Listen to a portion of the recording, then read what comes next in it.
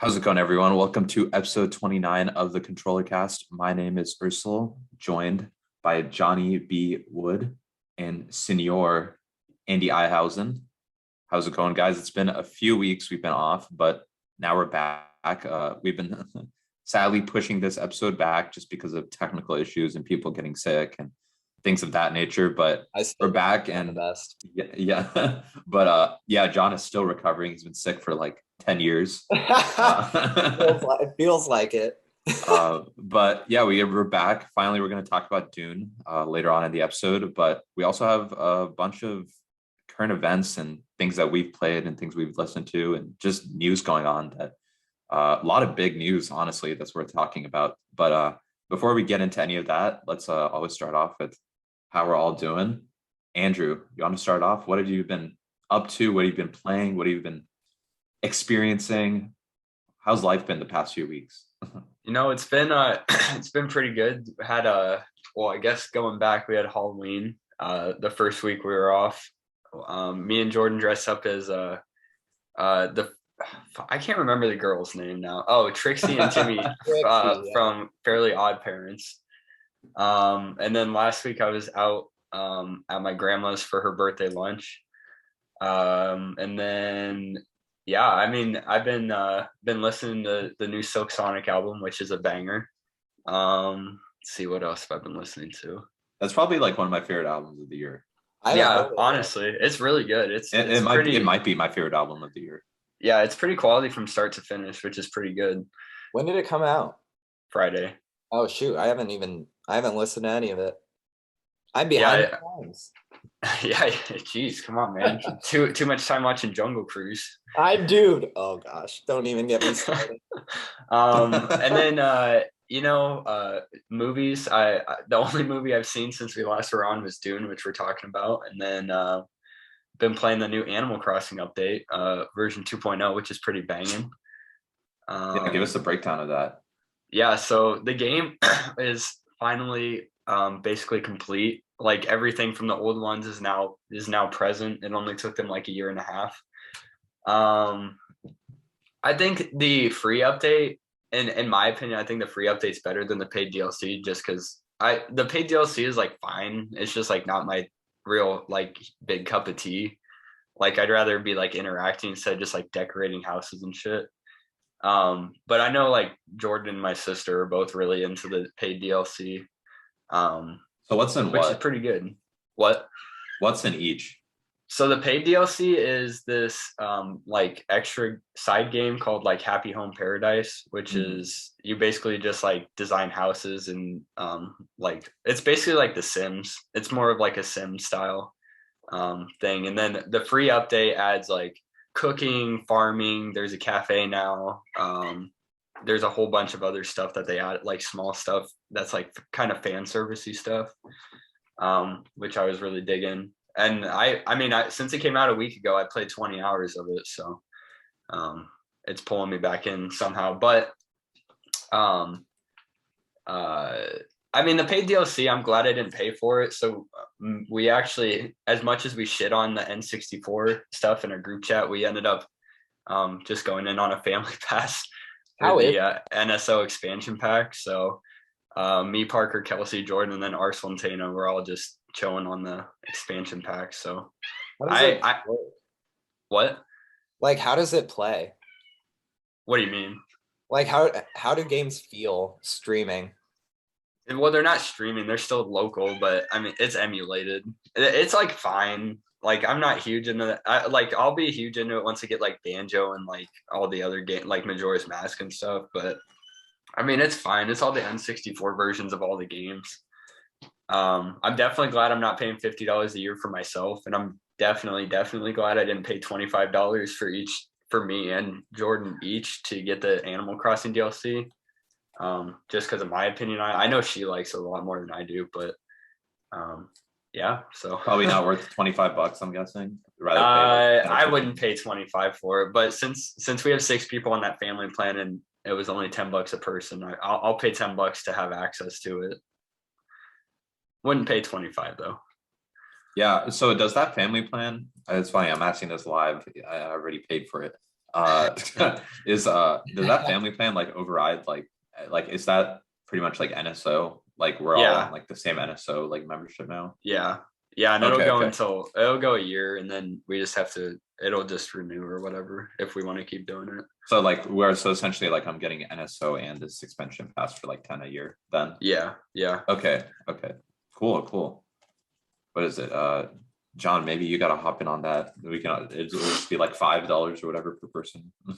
Yeah, I already have a family plan with Casey. So, and I think I already paid for a year, but once it expires, I mean, if you can add people at that point, I wouldn't mind hopping on that. Yeah. You can add people whenever or remove them whenever. Yeah, I was gonna say I just got added after the fact. Who's the like administrator? Me. Nice. That's pretty cool, actually. But N64 games stinky. Well, is it true that like is it still valid that there's like a few seconds of like input delay and stuff like that?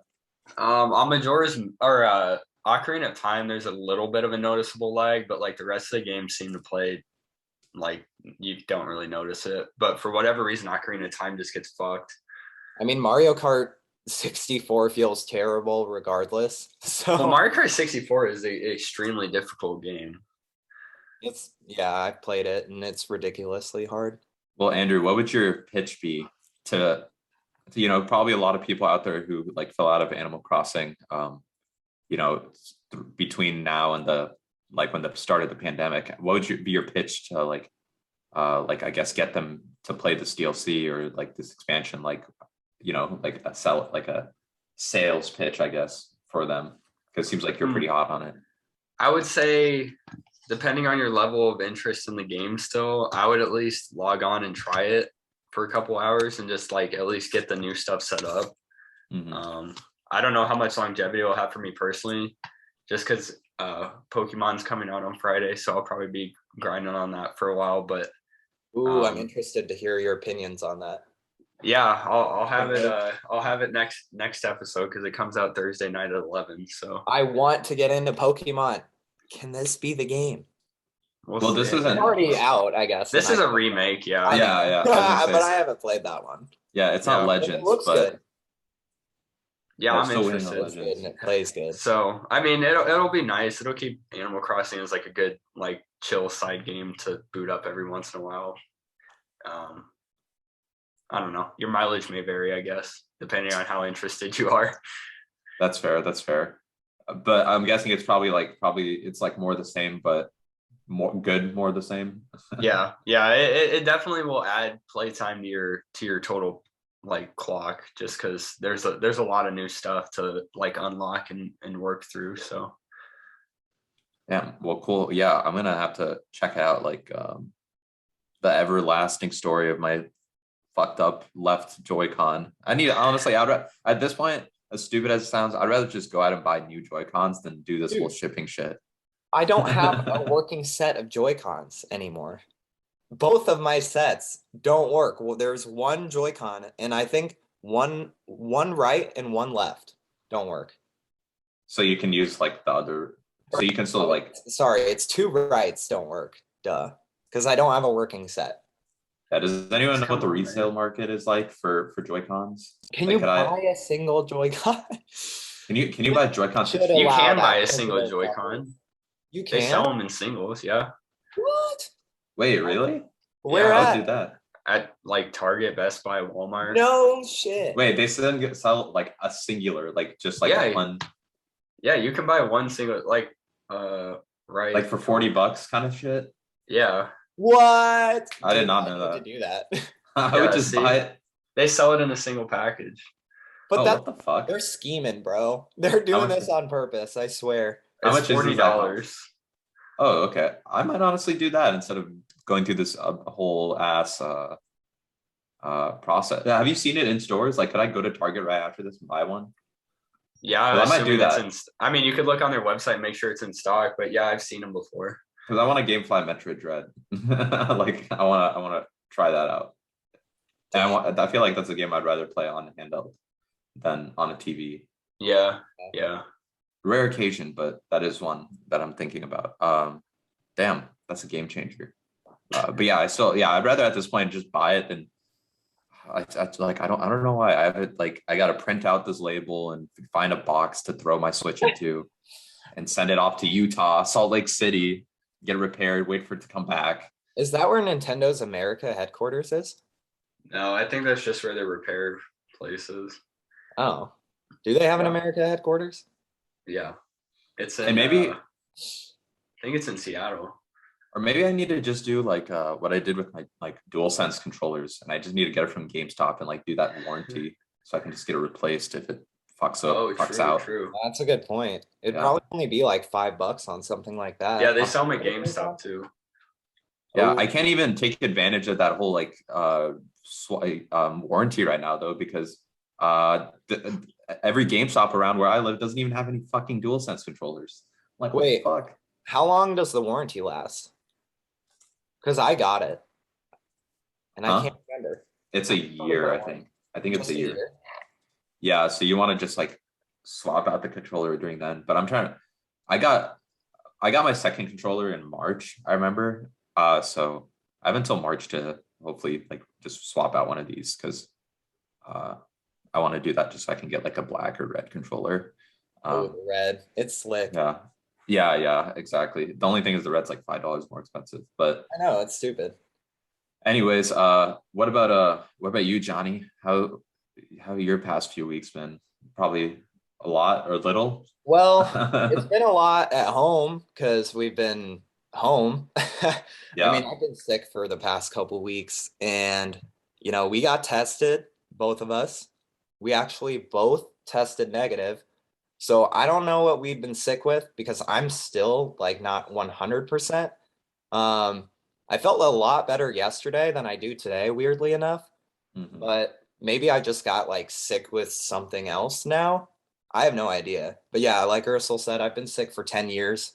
But other than that, I've been doing really well. I mean, Casey and I just got a new car. Shout out to Graham and Deidre for that. They had gotten a new car as well, so we bought their older 2013 Hyundai Elantra, and it's really nice, dude. Like, it's got leather interior. The exterior is a darker navy blue, and it looks really good. You guys have seen pictures of it. Drives really well, so we're super happy about that. We already got it plated, so now we can like drive it comfortably, knowing that we're not just going to randomly get pulled over and harassed. But earlier than that, actually, we went to our friend Brittany and Thad's wedding, and that was really fun. I got to dance. If you know me, I mean, I mentioned it on our summer catch-up episode, but I'm a big dancer, and this wedding was no different, and I had a lot of fun. I'm trying to think. We also found out the gender of our baby, I think, since our last episode, since it's been a while. Oh yeah, shit. I completely forgot about that. Going to announce it formally on the pod yet, because we're telling our like the rest of our family, like our parents know. But we're going to be telling the rest of our family on Thanksgiving and stuff. And we're going to like figure out how to do an announcement like right when we go to our family's house, I think, and then post on social media. But we will announce that on the pod in the coming weeks, very shortly. Also, we've been playing Ghost of Tsushima a lot, and that game is actually beautiful. I love playing that game. It's really like, surprisingly, for a samurai game, it's super relaxing. I know, right? It's so relaxing. I love playing it. Like, Casey and I will sit down and play it, and we're like, oh, let's just play it like an hour or so. And then 2.5 hours have gone by. Yeah. So that's been really fun. Also, we just got our Christmas stuff up, so feel really accomplished. I mean, we got a new car, got our Christmas stuff up already. But untangling the lights was the biggest pain in the ass this year. I'm never stringing up lights on a Christmas tree ever again. Why don't you just buy a pre-lit tree? That's what we're doing from now on. That's what we're doing from now on. Big brain moves here. We tried doing that last year and it was a fucking disaster. It was a dude. We ended up literally like putting the tree back in the box and taking it back to Target and saying like, we don't need it anymore. And then we just ended up going to the back and buying a lit tree. Dude, that's what we need to do because this is our 3rd year now of doing this shit. And untangling the freaking lights that just go around the tree, which by the way are too long. We don't even have like good lights anymore. They're just too long because our tree is too small and it's not pre-lit. And it took us 45 minutes just to untangle the cords. 45 minutes. But besides that fiasco, I feel like everyone gets a little annoyed with like putting up Christmas decorations if you go all out. I mean, we didn't really go all out, but it felt like it, just untangling those cords. But other than that, it was really good and it felt really accomplished. Like we felt really accomplished getting that done. One and done, no more. Yes, exactly. Well, actually, no, we still have shit to put up. We have to put up our village. Oh, we have to put ours up. We're gonna put ours up later. We waited on that just because we didn't have like the fake snow. But we just got some yesterday. But then we got busy because we went to see my parents and her parents, which was good too. That was really good. Yeah. And Disney Plus Day just happened, so we watched Shang-Chi again, and my rating doesn't change. It's still really good. I think I gave it like a 9, didn't I? Yeah. And that's still accurate. It's super good. And they have like IMAX enhanced versions of all the Marvel films, and they look really good because it's not like half your screen is widescreen format. Yeah, it's not widescreen. It's like the entire screen is taken up, and it looks really good, especially on Shang-Chi. And just my score does not change. Still a 9 out of 10. Super good. Highly recommend. But what I don't recommend to anybody, actually, I do recommend it. Everybody watch this movie and tell me what you think of it. I think it's terrible, but please watch Jungle Cruise because this movie, okay, it was based off of a Disney World ride, but this movie does not make any sense. It doesn't make any sense. Like nothing. Okay. If you think you know what the movie is about, you don't. You don't until 30 minutes before the end when everything is explained.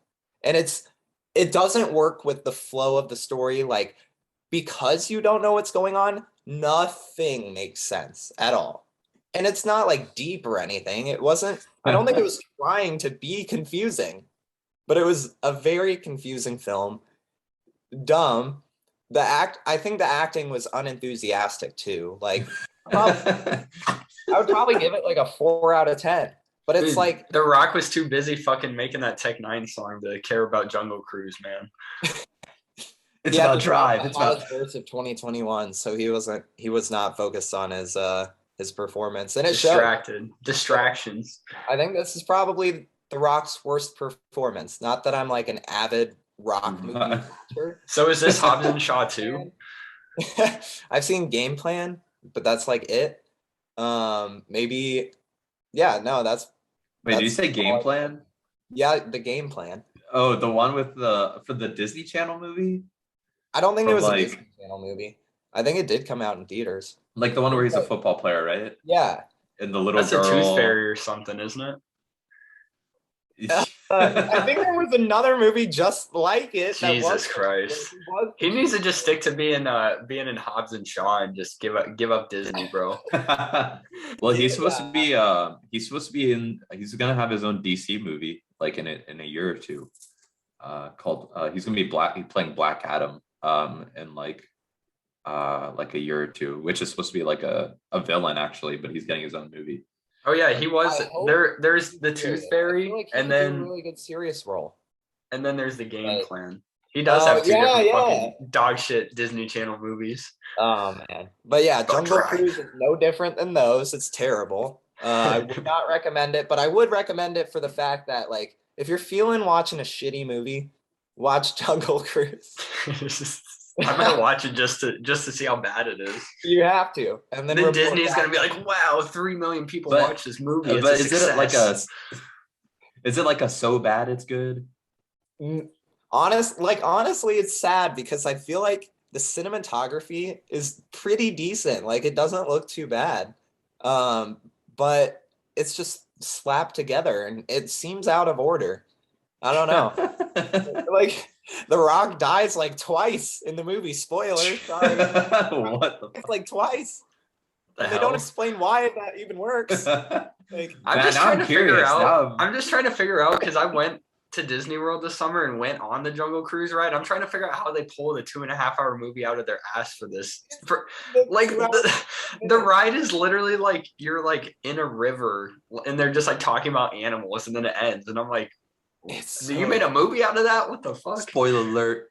The Rock died. You understand it. Like, dude, it has a 92% audience score on Rotten Tomatoes. So I don't know if I'm like totally off. I'm curious what its actual score is. Dude, I thought it was terrible. It was like one of the worst movies I've seen this year besides Venom. I would say Venom. They're pretty close. I don't know. I mean, what is it on Rotten Tomatoes? It still has a pretty generous 62%. I know. Which is, I had to look up the reviews like halfway through the movie because I was like, what is going on? But yeah, maybe you guys watch it and let me know what you think. But it's funny, one of the reviews on here says the movie is 30 minutes too long. Oh, no, without the last 30 minutes, you don't know what's going on. I'm gonna look up the Letterboxd review for it because there's always really good reviews in there. Let's see. Aren't those like user reviews, right? Yeah, they're usually pretty funny. Okay, Jungle Cruise. They're making a second one? What? Why? Okay, the audience said this is actually one thing I like, but like Rotten Tomatoes has a review synopsis for critics, but they also have one for audience. Critics, its craft isn't quite as sturdy as some of the classic adventures it's indebted to, but Jungle Cruise remains a fun, family-friendly voyage. Audience says funny, full of action, and an all-around good time. Jungle Cruise is a ride well worth taking. Did not laugh once. These like I'm very confused. Okay, let me read through. I'll pick 3 reviews out of here. Okay. Mom, can we have the Mummy 1999? Mom, we have the Mummy 1999 at home. The Mummy 1999 at home. Jungle Cruise. What? This one says The Rock's character should have been played by Pedro Pascal and I'll die on this hill. God damn. No. Then it says Jack Sparrow showing up at the end of the movie to talk about the Disney theme park initiative was a real surprise. I missed that. That must have been a post-credit thing. No, it's a joke, dumbass. Oh, I was like, okay. Satire. Gotcha. People on Letterboxd like make reviews so fucking funny. It was like one for Eternals is like, I loved at the end when Harry Styles started singing like fucking Watermelon Sugar and like dancing on Thanos' grave or some shit. And I was like, what the fuck? There's no way that happened. Oh yeah, I think I remember you saying that. What is it? You know, I'm just now whenever I see Emily Blunt in a movie, like I'm just kind of had this scene ingrained from another movie she was in called Edge of Tomorrow with Tom Cruise. And there's a scene in that film that happens over and over again of her like thrusting the ground. What? I'm not shitting. That movie is really, really good. That like I would recommend it. Like it's a fun watch, but that there's a scene, a shot of her thrusting the ground. And I shit you not, it happens over and over again. And it is literally the final shot of the movie too. It's like I'm like, what the fuck is going on? Anytime I see Emily Blunt, I just get like stressed because like I've seen both of the Quiet Place. Yeah, Quiet Place. And I'm just like, dude, like, can you not? You look stressful. Yeah, she did not look any different in Jungle Cruise.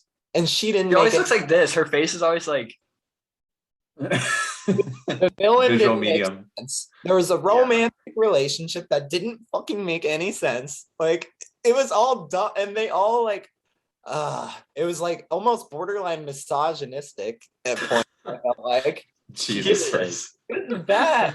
You guys Jiminy Christmas. You guys have to watch it. This movie That's broke all, though. even That is by how I'm doing. I'm doing this, great. The movie broke even by $13 million. That's it.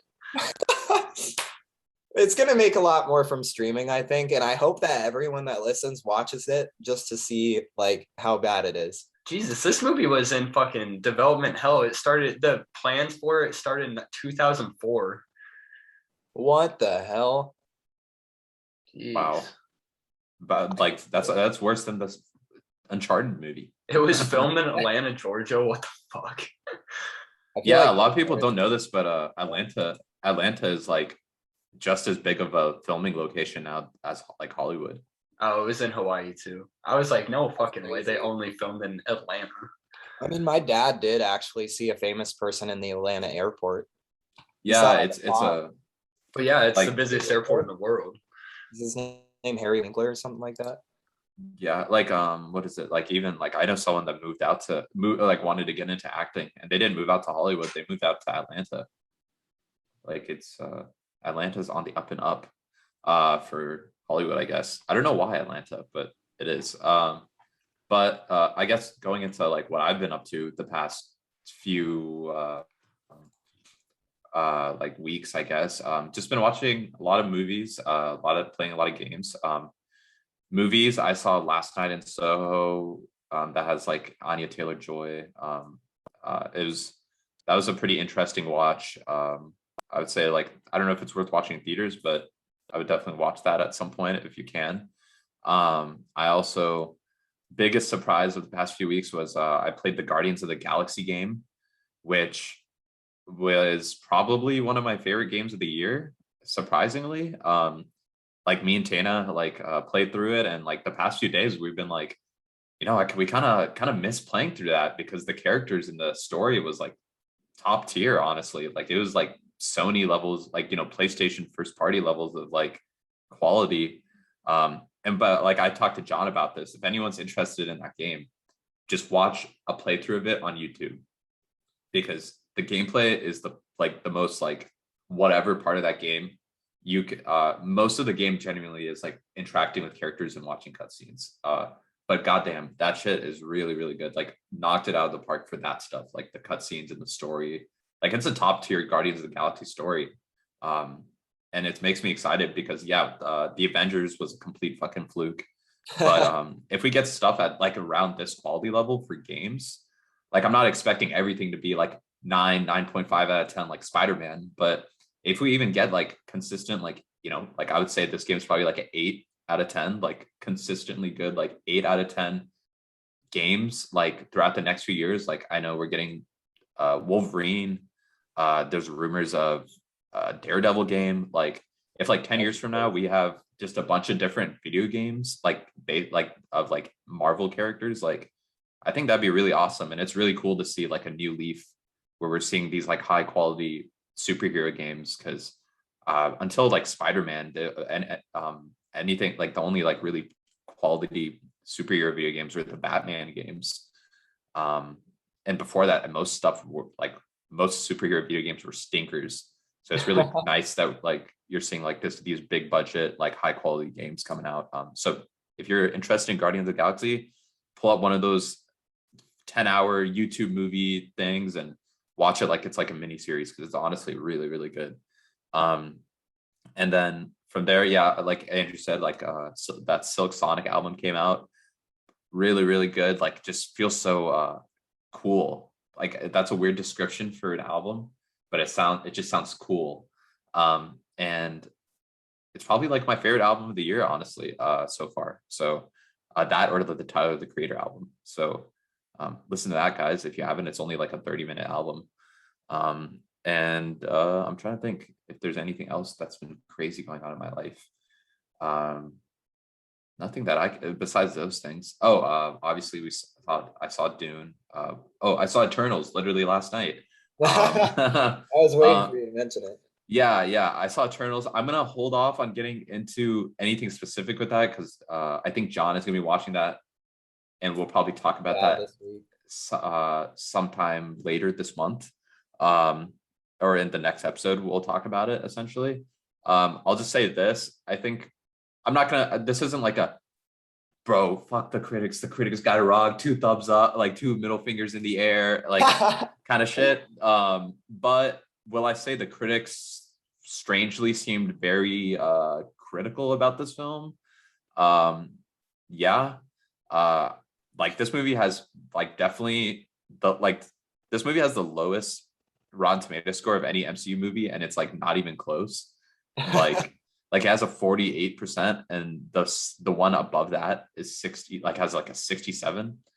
I don't know why people think this is so much worse than every other MCU movie, because honestly, it feels like standard like MCU fare. Like people have been talking about like the risks that this movie has taken, which like I don't know, I didn't see any like crazy risks. Like okay, there's a gay couple, and the film was shot on real life locations. Like if those are the risks we're talking about, like I think we need to raise the bar for what like the definition of a risk it means. Because it's like a standard MCU fare. It was enjoyable. I had a good time watching it. It wasn't like super boring or anything like that. I have some issues with the film, but this is not equivalent to like a 4.5 or 5 out of 10. Definitely not. And I genuinely enjoyed it. I would say if you like MCU movies and the reviews, seen the reviews for this film, and that's turned you off, I would actually ignore the reviews on this one, and I would actually just go in with an open mind and just go in and enjoy it, because I think there's a lot to enjoy here, especially like I'm the excited characters to and see stuff. it. Yeah, I think I knew they were capping. I knew there was no yeah, way that Marvel would F up 5 out of 10 bad at this yeah, point. At this point, yeah, after and Shang-Chi like was Shang-Chi was so good, and then I just couldn't imagine. I mean, Venom yeah, was terrible, but it wasn't really Marvel. Like the yeah, exactly. And I don't think it's like as good as Shang-Chi, but like I still thought it was really good. Like I said, I don't think it's like I said, like and I'm someone who usually tends to agree with like critic consensus. I think they're a little off mark on this one. So I would say definitely give this movie a shot, because I think it does some like I think it's a movie worth seeing, definitely. So that's just my general thoughts. I'm not we can get more into it, probably spoilers when John sees it. yes, But that's all for what we were doing. Like all we've been kind of up to. A lot, kind of longer than usual, but we've been off for a few weeks, so there you go, blessing you guys with that. But let's go ahead and get into the current events of the past few weeks. Three kind of two big topics, and then one that's more recent, but it's kind of funny and it's worth talking about. But we're going to kind of start on a little bit of a serious note first. And we're going to talk about the whole tragedy essentially that occurred last week. I believe last week at the Astroworld Festival. So essentially, what happened was there's this, Travis Scott has his own festival, like many other artists do. And his festival is called the Astroworld Festival. He does it in Houston, usually every year. It didn't happen last year because of COVID, but he did it this year. And, it just has, it's just a festival like any other festival. Multiple artists come out. Obviously, since it's his, he ends the festival. He's the headlining act. But safety precautions weren't taken and things got really rowdy. And lo and behold, I think now 9 people have been pronounced dead because of essentially like a crowd search that happened during that whole thing. And there's been a lot of controversy surrounding it because essentially this whole situation is so it's pretty much become a situation of he said, she said, everyone is pointing fingers at, who's to blame in this whole situation. Is it the record company, or not the record company? Is it Live Nation, which is the company that set up the event and is like the production company of the whole event? is Travis Scott to blame for this because maybe he didn't completely stop the show. So it's just like really, it's really, first of all, a super sad situation, but also, you know, I think it's almost like also another learning lesson that you have to, you know, like I feel like the lesson of the past few years is safety first, you know, and making sure the well-being of everyone is the first priority. And I feel like this is just another like part of that lesson. But dude, I it's don't like know. the worst concert tragedy, or it's like the most death that has happened from like a concert or event like this in 40 years. I heard. Like, dude, it's ridiculous. And But the fact that the fact that no one stopped it earlier is just ridiculous. And it says a lot about, you know, where we are as a society. Like, it's terrible. When has the safety of people been like prioritized recently? over profit. Right? But like, That's a I good guess I want, yeah. But I guess I want to ask you guys, like, where do you guys think, where do you think the blame falls on this? Because I have my personal views on it, and I'll share those, but I want to ask you guys first, like, who, where do you think the blame falls? Is this on the production company? Is this on Travis? Is this on the concert goer? Like what, you know, who's to blame in all this, and where do you see this going? Because obviously the lawsuits are coming out. I and where do you I think what do you think this has like as an effect on Travis for his career? Because I think that's also an interesting conversation. But Andrew, I thought I'd start off with you. What is your, I guess, first of all, view on this whole situation, and kind of where do you think the blame lies, and yeah, kind of give us your thoughts on this whole thing. Yeah, I mean, as a somebody who has been to a Travis GA only concert, I can definitely see how shit like this happens because people just go fucking ape shit the entire concert, which can get uncomfortable sometimes. Because me and Parker ended up going out there in like 2017, I think. Out in Des Moines, they had a GA only concert, and we ended up having to like stand on like the edge of the crowd because it was just like there were people just like projectile vomiting and like tackling each other and shit. It was fucking insane. And I was like, we were like, yeah, dude, we got to stand like on the outside of this. Like, it gets crazy, and I think most of the blame should fall on the event organizer, obviously, because they need to make sure there's like precautions and procedures in place for like when shit like this inevitably happens, because I mean Travis Scott's whole brand is fucking just rage. So I mean you have to be ready for it. Remember that picture of him with the microphone head, dude. Like, I think the other issue from the videos I've seen seems to be Apple Music, because they were streaming it and wouldn't let anybody like stop them, which seems very shitty. And I mean obviously the camera guy's just doing what his job is, but when they're told no, we can't stop, we're streaming this, like, I mean, that part of the blame has to fall on you for like being like a blockade from anything meaningful happening to save people's lives. And I think the other thing, there has to be a little on Travis, just because there's so many videos where he's performing and he should obviously be able to, he's like standing way above everybody, and you could obviously be able to see like the ambulances and stuff coming into the crowd.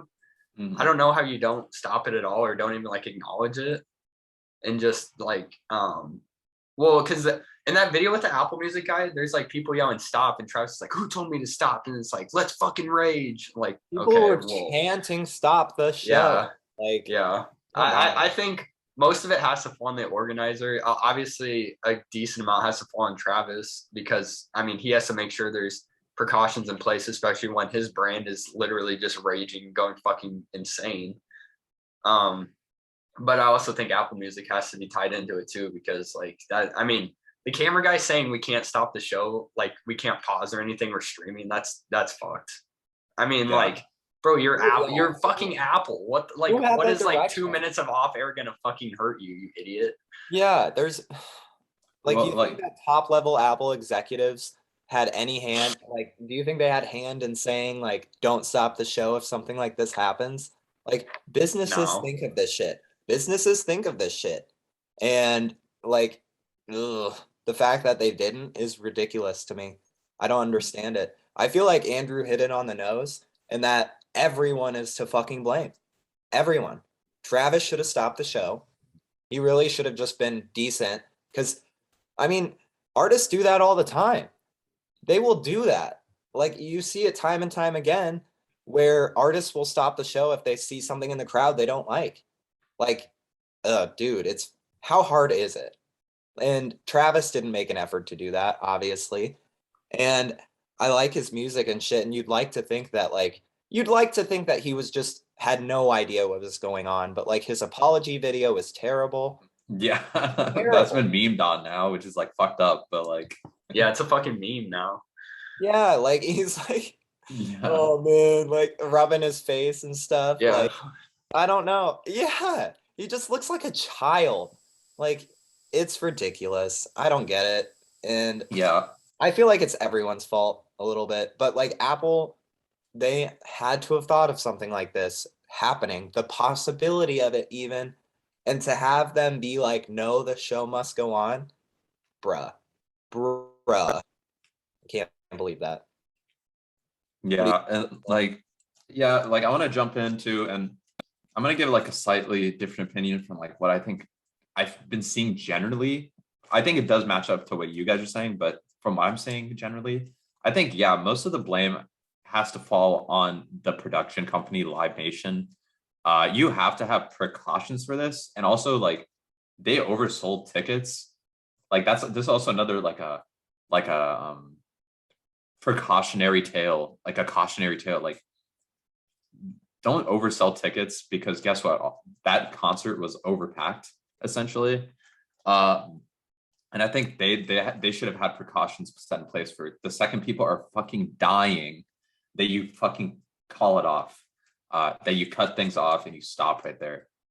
I'm not even like, because I think Travis is to blame to some extent for this, but I also think that from what I've seen online, I think people are putting a little too much blame on him.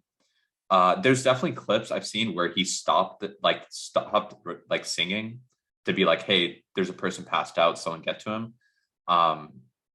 But like, yeah, like John, John or Andrew, whichever one of you guys mentioned that there were ambulances in the crowd. That's when I would probably like put a halt on it for a little more than like 10 or 15 seconds. I will say that like, as someone who's been like on a stage, like it is hard to see the crowd because all the lighting is on you and it's hard to see the individual people. But yeah, if you're seeing ambulances, that's a different story, I think, at that point.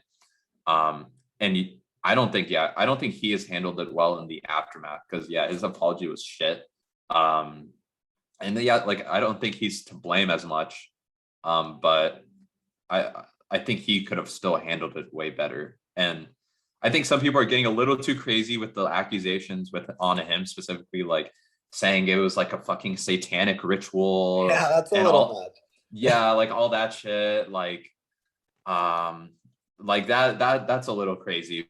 But and I think that's a little obnoxious. But yeah, like I could see like some of it is creepy, like especially like clips of people dying, like there were literally people dying during like knife talk, and there's like lines in that song that are like Slaughter Gang, Soul Snatcher, blah blah blah, like this dude dies. Like there's a lot of like moral like lethal lines in that song. So it's kind of creepy seeing videos of that. I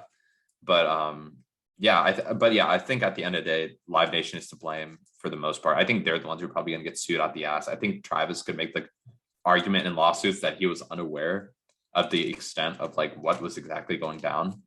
But I want to ask you guys this other question. What do you think is going to happen to Travis Scott now? Because one, I think we were probably starting to get like an album rollout, considering he dropped a few singles literally the day of this concert. I think Travis is going to have to lay the fuck low for a while.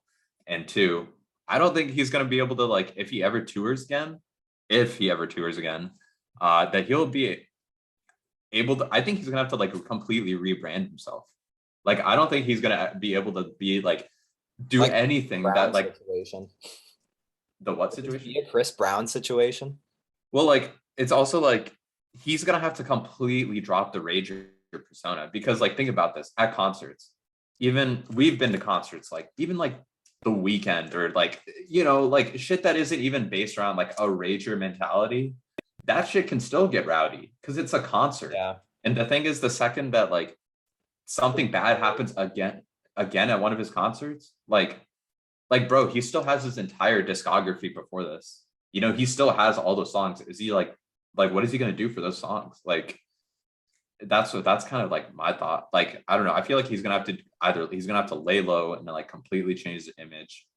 And hope like I don't even know like is this like over? Is this it for Travis? I have no idea. It very well could be. I feel like But it's like it's not even half and half on what people think. I feel like it's like 75-25 people against him.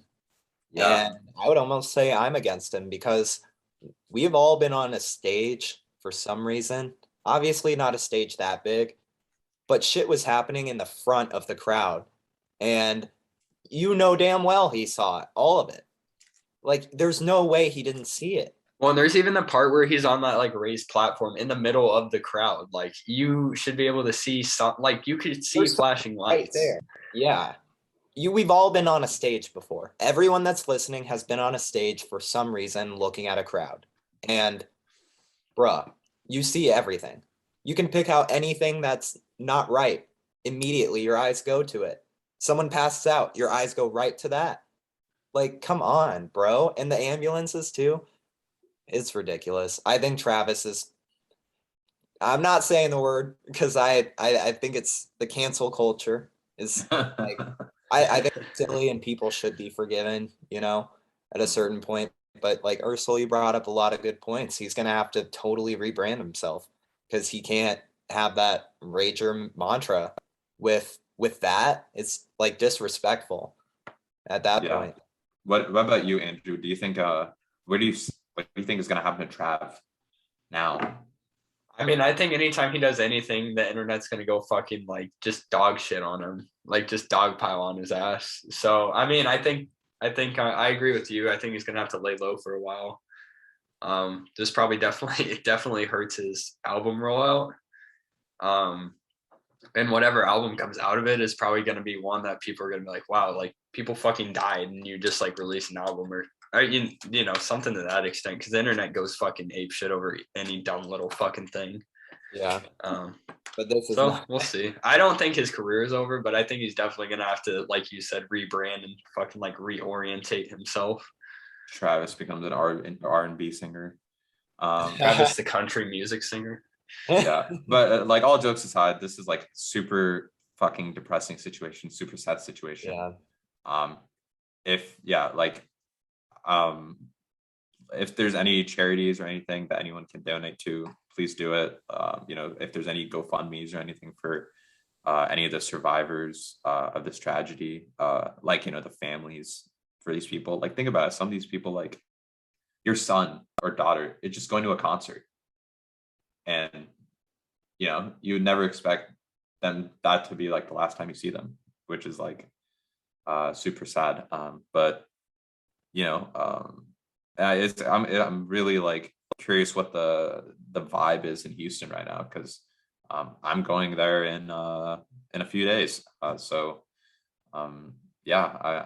I think like, and I know some people, like my friends. I was talking to some of my friends. They know people that went to that, and they said it was just not handled correctly, that entire event.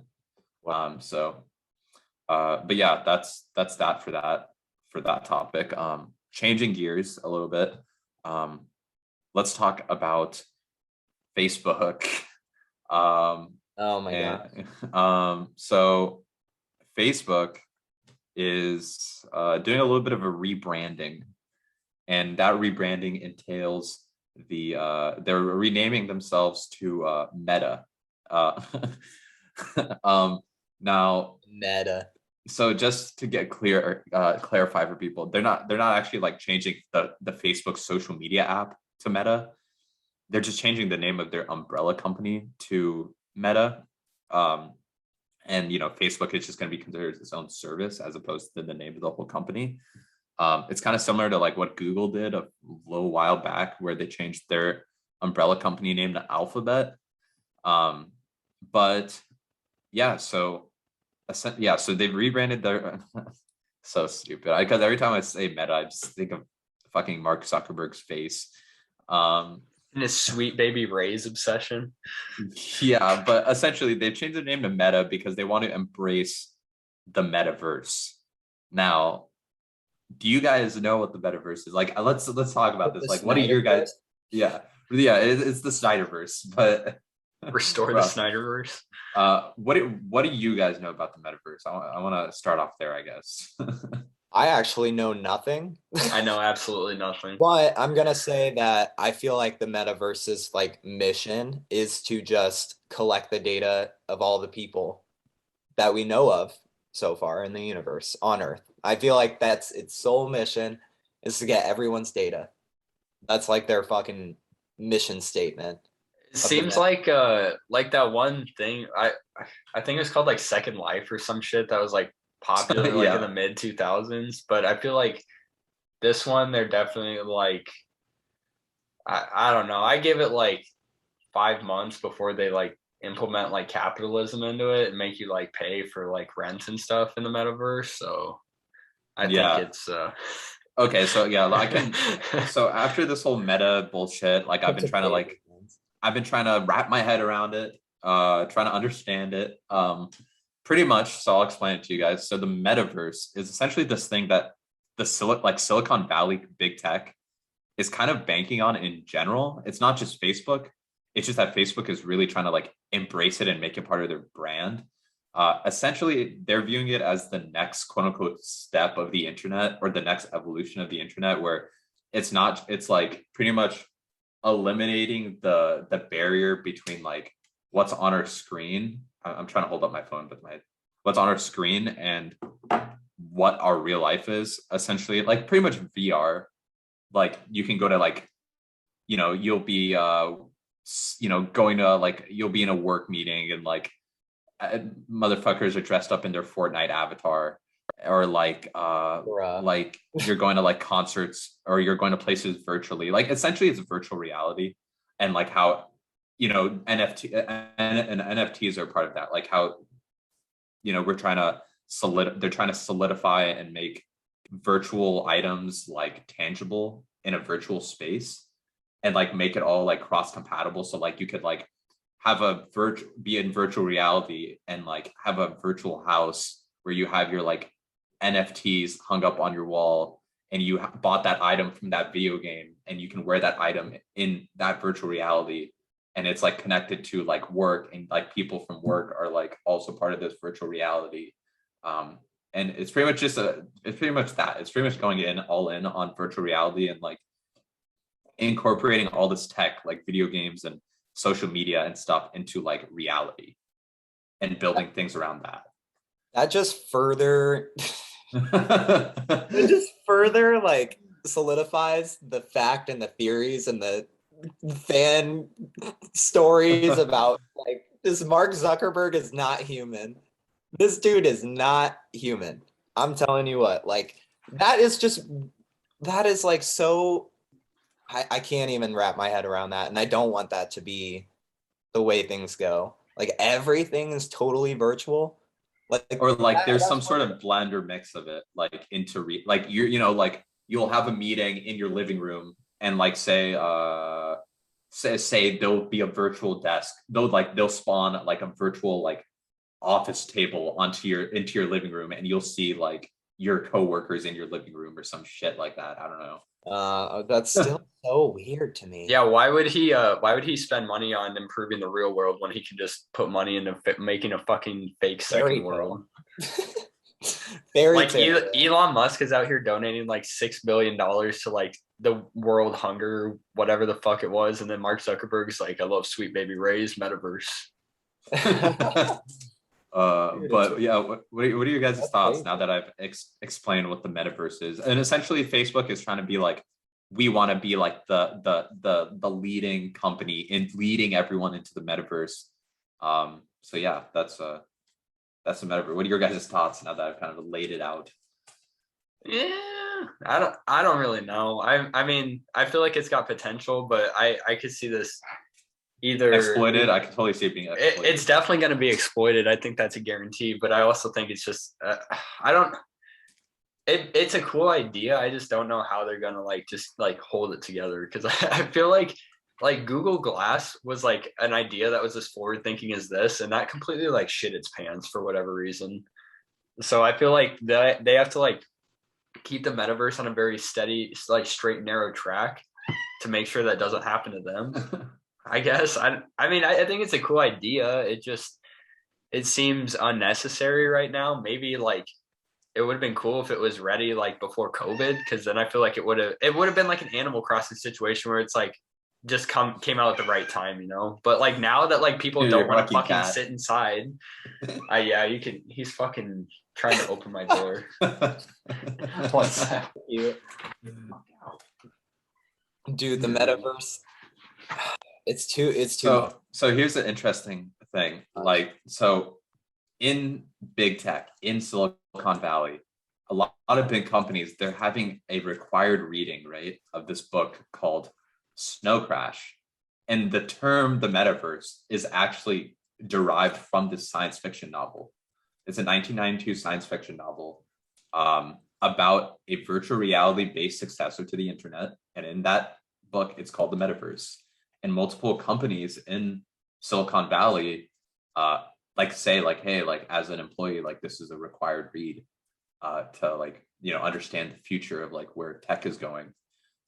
What? But that is so dystopian. But the crazy part is that book is a dystopian novel, because the whole idea is the real world is shit in that. So the whole so they created this virtual reality alternative to reality, but everything is just as bad in that virtual reality because everything is just capitalized. And it's supposed to be it's that book is genuinely supposed to be a cautionary tale on capitalism, but and virtual reality and all that shit. But it seems like Silicon Valley that's flown over their head, that part of the novel. Wow, we are in I mean, Ursula, you've said it time and time again on this podcast. We are just in the wrong reality. Yeah, dude, we're in the wrong timeline. Yeah, this is not good. Yeah, I thought we had to Wall-E kind of shit before this. I mean, I guess it's similar, the idea, but this is more extreme, I feel like, than even Wall-E. Yeah, we're gonna be in Blade Runner times, literally by 2049. Everything's gonna be integrated. It's. I'm not trying to be a boomer. I'm not trying to be a boomer.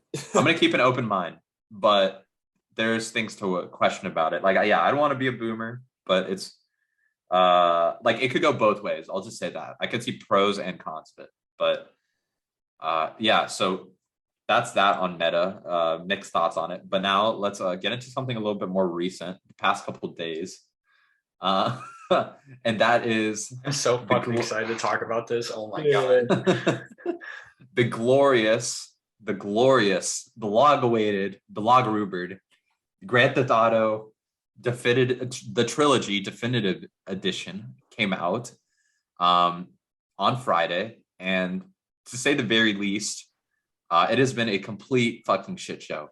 No, it came out on Thursday. It came out to support the troops on Veterans Day. Oh, yeah, you're right. It did come out on Thursday, 11/11. But yeah, this thing has been a complete shit show. Andrew, I'll let you start off on this. Go ahead and explain to the people. Yeah, so Grove Street Games is some spin-off company that Rockstar put in place to do these remasters. And, the only experience they had in the past was porting GTA San Andreas from the iPhone to the Xbox 360. Didn't go over so well. Or the Xbox One, I guess it would be, back in 2014. So basically they just totally botched this, totally shit it down their pants. The character models look awful. I don't know if you guys have seen videos of how the rain works in the game, but the rain is so literally funny. It's literally so funny. One sheet of a transparent graphic, and it just multiplies over and over again. So it just all the rain falls at the exact same cadence in the exact same spot. It looks dumb as shit. And it makes it impossible to see. Yeah, That's the and in funnest San part. Andreas, like all the character models are fucked Yeah. up, and there's no fog anymore, so you can see the entire map when you go up in the air, like in a plane or anything. And it just dude, people are running this on like a PC that's like very up to date, like that has like a 3060 in it, and it's getting like a straight 35 FPS. Like these games are almost 20 years old. All of them are almost 20 years old. Like there is no reason that these games should be running at 20 or I mean at 35 FPS. Like that's ridiculous. And to boot it off, now the PC version is just like gone. Like you can't even like it got yanked from the Rockstar store and you can't even play it. Like what the fuck? It disaster. It's like Cyberpunk, but 2021's version of Cyberpunk. Yeah, so I'll share my experience with it. So I actually so if people don't know, they actually San Andreas you could actually download individually from Game Pass, and next month on PS Now will be GTA 3. From what we're gathering, from what we've all gathered, San Andreas kind of got the worst of this whole treatment. Which is funny because the company that fucking made this is called Grove Street Games, which is the street in San Andreas. But yeah, like what the hell? Yeah, like what Andrew was saying, these are 20-year-old games, 18 and 19 for Vice City and San Andreas. They should be running at like 4K 120 frames on the next gen consoles. Because guess what? There are games that do that. And they're newer games. The newer COD runs at a dynamic 4K. Even Rocket League runs at 120 FPS if you have it enabled. Yeah, exactly. Like, bro, are you kidding me? How are you doing a dynamic 4K and barely holding 60 FPS on a Series X? And that's just weird. And yeah, like I played it and I played it for like about an hour. I thought it was fine. Like you could definitely play through this and it's a playable experience. One thing I will say is it controls a lot better, which is a big plus to me. But you do lose a lot in with this remaster. Like you don't get all the songs, which like with Vice City in particular, some of the best songs, like the Michael Jackson songs, are no longer in the game, which is like insane. Because I've heard like one of the most iconic moments of Vice City is like you start in the game and it plays like Billie Jean. And now that's not there. But even in San Andreas, you can see the whole map now, kind of like GTA 5, where if you go high enough, you can see the whole map. But in San Andreas, it doesn't work as well now because you just realize how small everything is. If people haven't played the original San Andreas, there was this fog back in the day because the PS2 couldn't like render the entire map. But it actually added to the game because it made the map feel way bigger than it actually was because you couldn't see everything. So it felt like you're kind of like traveling through like generally through like a country, through a big landmass because you couldn't see the entire map. But now you can see the whole map and you're like, wow, shit, San Andreas is actually not that big. And it's really weird. And it takes away from like the exploration and the charm of the game. Also, yeah, the graphics look kind of weird, especially in San Andreas. I think in some parts it looks better, definitely. But then there's other parts where like the character models look weird as fuck. There's also been like reports that they use like AI upscaling to like do a lot of the signs and some of the geometry in the game. Like there's like signs on stores where like it's spelled wrong now. Like instead of air guitar, it's like AR guitar, or like it's super dumb. Like and then on top of that, like somehow hot coffee is back in the game, which is insane because Rockstar got sued to hell for that. So somehow, and they took it out. So I don't know how in this remastered version, hot coffee is back. Grove Street Games spent too much time fucking remastering the hot coffee mod to pay attention to the rest of the fucking game, apparently. Yeah. I don't understand. What happened with that? Do you know anything about hot coffee? I actually don't. No. Okay, so this is hilarious. This can be great. This is good. Yes.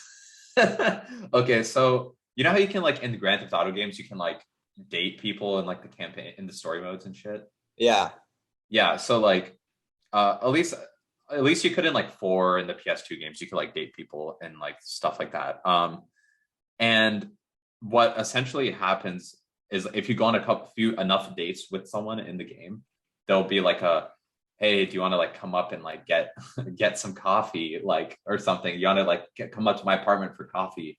And like how it would usually go is they would what is it, like it would show a scene of like your character walking into the apartment building, and it would just leave it at that. You'd hear like moaning from the outside of the apartment, but you don't see anything. Oh. But in San Andreas, like originally they actually made it like or like it was supposed to be a thing, but I think they removed it, but it was still in the file, so you could like easily re-enable it, where it was a mini game. It was so it's called the hot coffee like mini game, where you're like actually like interactively like fucking like these like people. Gosh. And it was like this huge deal, like, because it was like, oh my god, like interactive sex. Like it actually got, when this came out, it actually got San Andreas an AO rating, which if people know, AO is actually above mature. If any game gets an AO rating, that pretty much makes it ineligible to sell in the United States. So they had to like essentially like, you know, pull copies of the game and like make sure that like wasn't in any discs anymore, anything like that, and resell the game so it could get authorized as a rated M for mature game. Wow. It was this big controversy. But somehow, like in this version of the game, that is back in the files, and people are re-enabling it, and it's like, oh my god, it's like, what the fuck? And it's just like so ridiculous. Yeah, it's like, bro, what's up that bad? And that's the craziest part to me, because I was like, when I was first seeing, I'm like, how the fuck did Rockstar fuck this up that bad? Because Rockstar is like known for their like attention to detail, like their meticulousness, like they're the kings of open world games. How did they fuck up a 20-year-old a remaster of a 20-year-old game? And then lo and behold, you find out they didn't even develop it. It was Grove Street Games. But how does that pass their, like, that had to have gone through the executive leadership of Rockstar. There's no way they tested it at all. Bruh, like, yeah, there's no way they did, but like, how did they not? Like, just if anybody listening to this needs some light Sunday, Monday, Tuesday reading, just scroll through the GTA subreddit and just enjoy it. Like, it's just beautiful. It's a work of art. I mean, this is like a once in a lifetime opportunity for people to shit on Rockstar, and it's fully warranted. Yeah, and like it's even more scummy too, because they took down the old versions of the games, so it's like, bro, like, and you can't even buy these separate. You have to spend the full price to get all three of them. You can't just buy one or the other. Like, you have to get all three at once. Well, you can still play the iPhone versions, right? Might as well just do that with a fucking. But they're gonna replace those two, because the iPhone versions are gonna get like the like hand mobile is gonna be getting these. Well, the plan was that the mobile versions were gonna be getting these definitive versions. See. I don't know. Yeah, I don't know if that's the plan anymore, but that was their. Yeah, well, I would just download. I'm just gonna download those and play those with the PS4 controller. And I got a good. I was gonna say, literally, you can like download PS. I'm pretty sure with our phones. Yeah, like download it on iPad. Like download on your iPad and like just play with a console controller. Yeah. Dude, like, that's what I'm gonna do after this.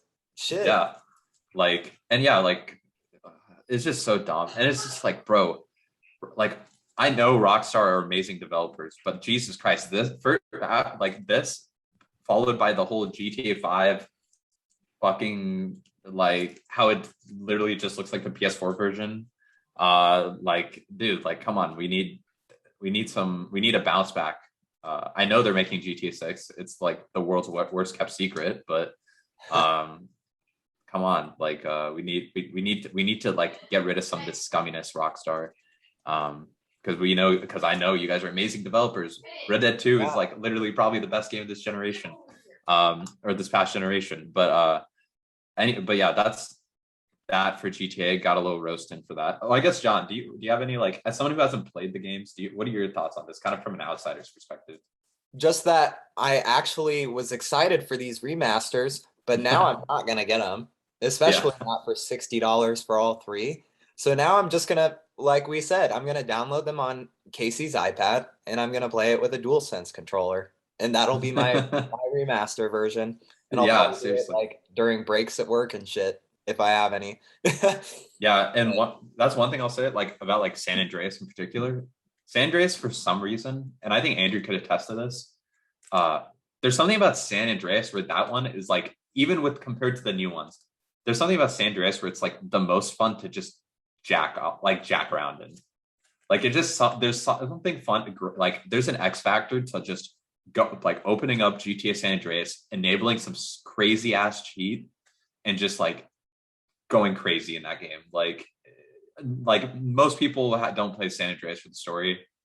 They play it just so they can like put on some cheats and go fucking ape shit. I don't even think in like the 3 different versions of San Andreas I've purchased in my life, I don't even think I've played the story enough to like unlock the second like area. I think I've just like fucked around so much that like Same.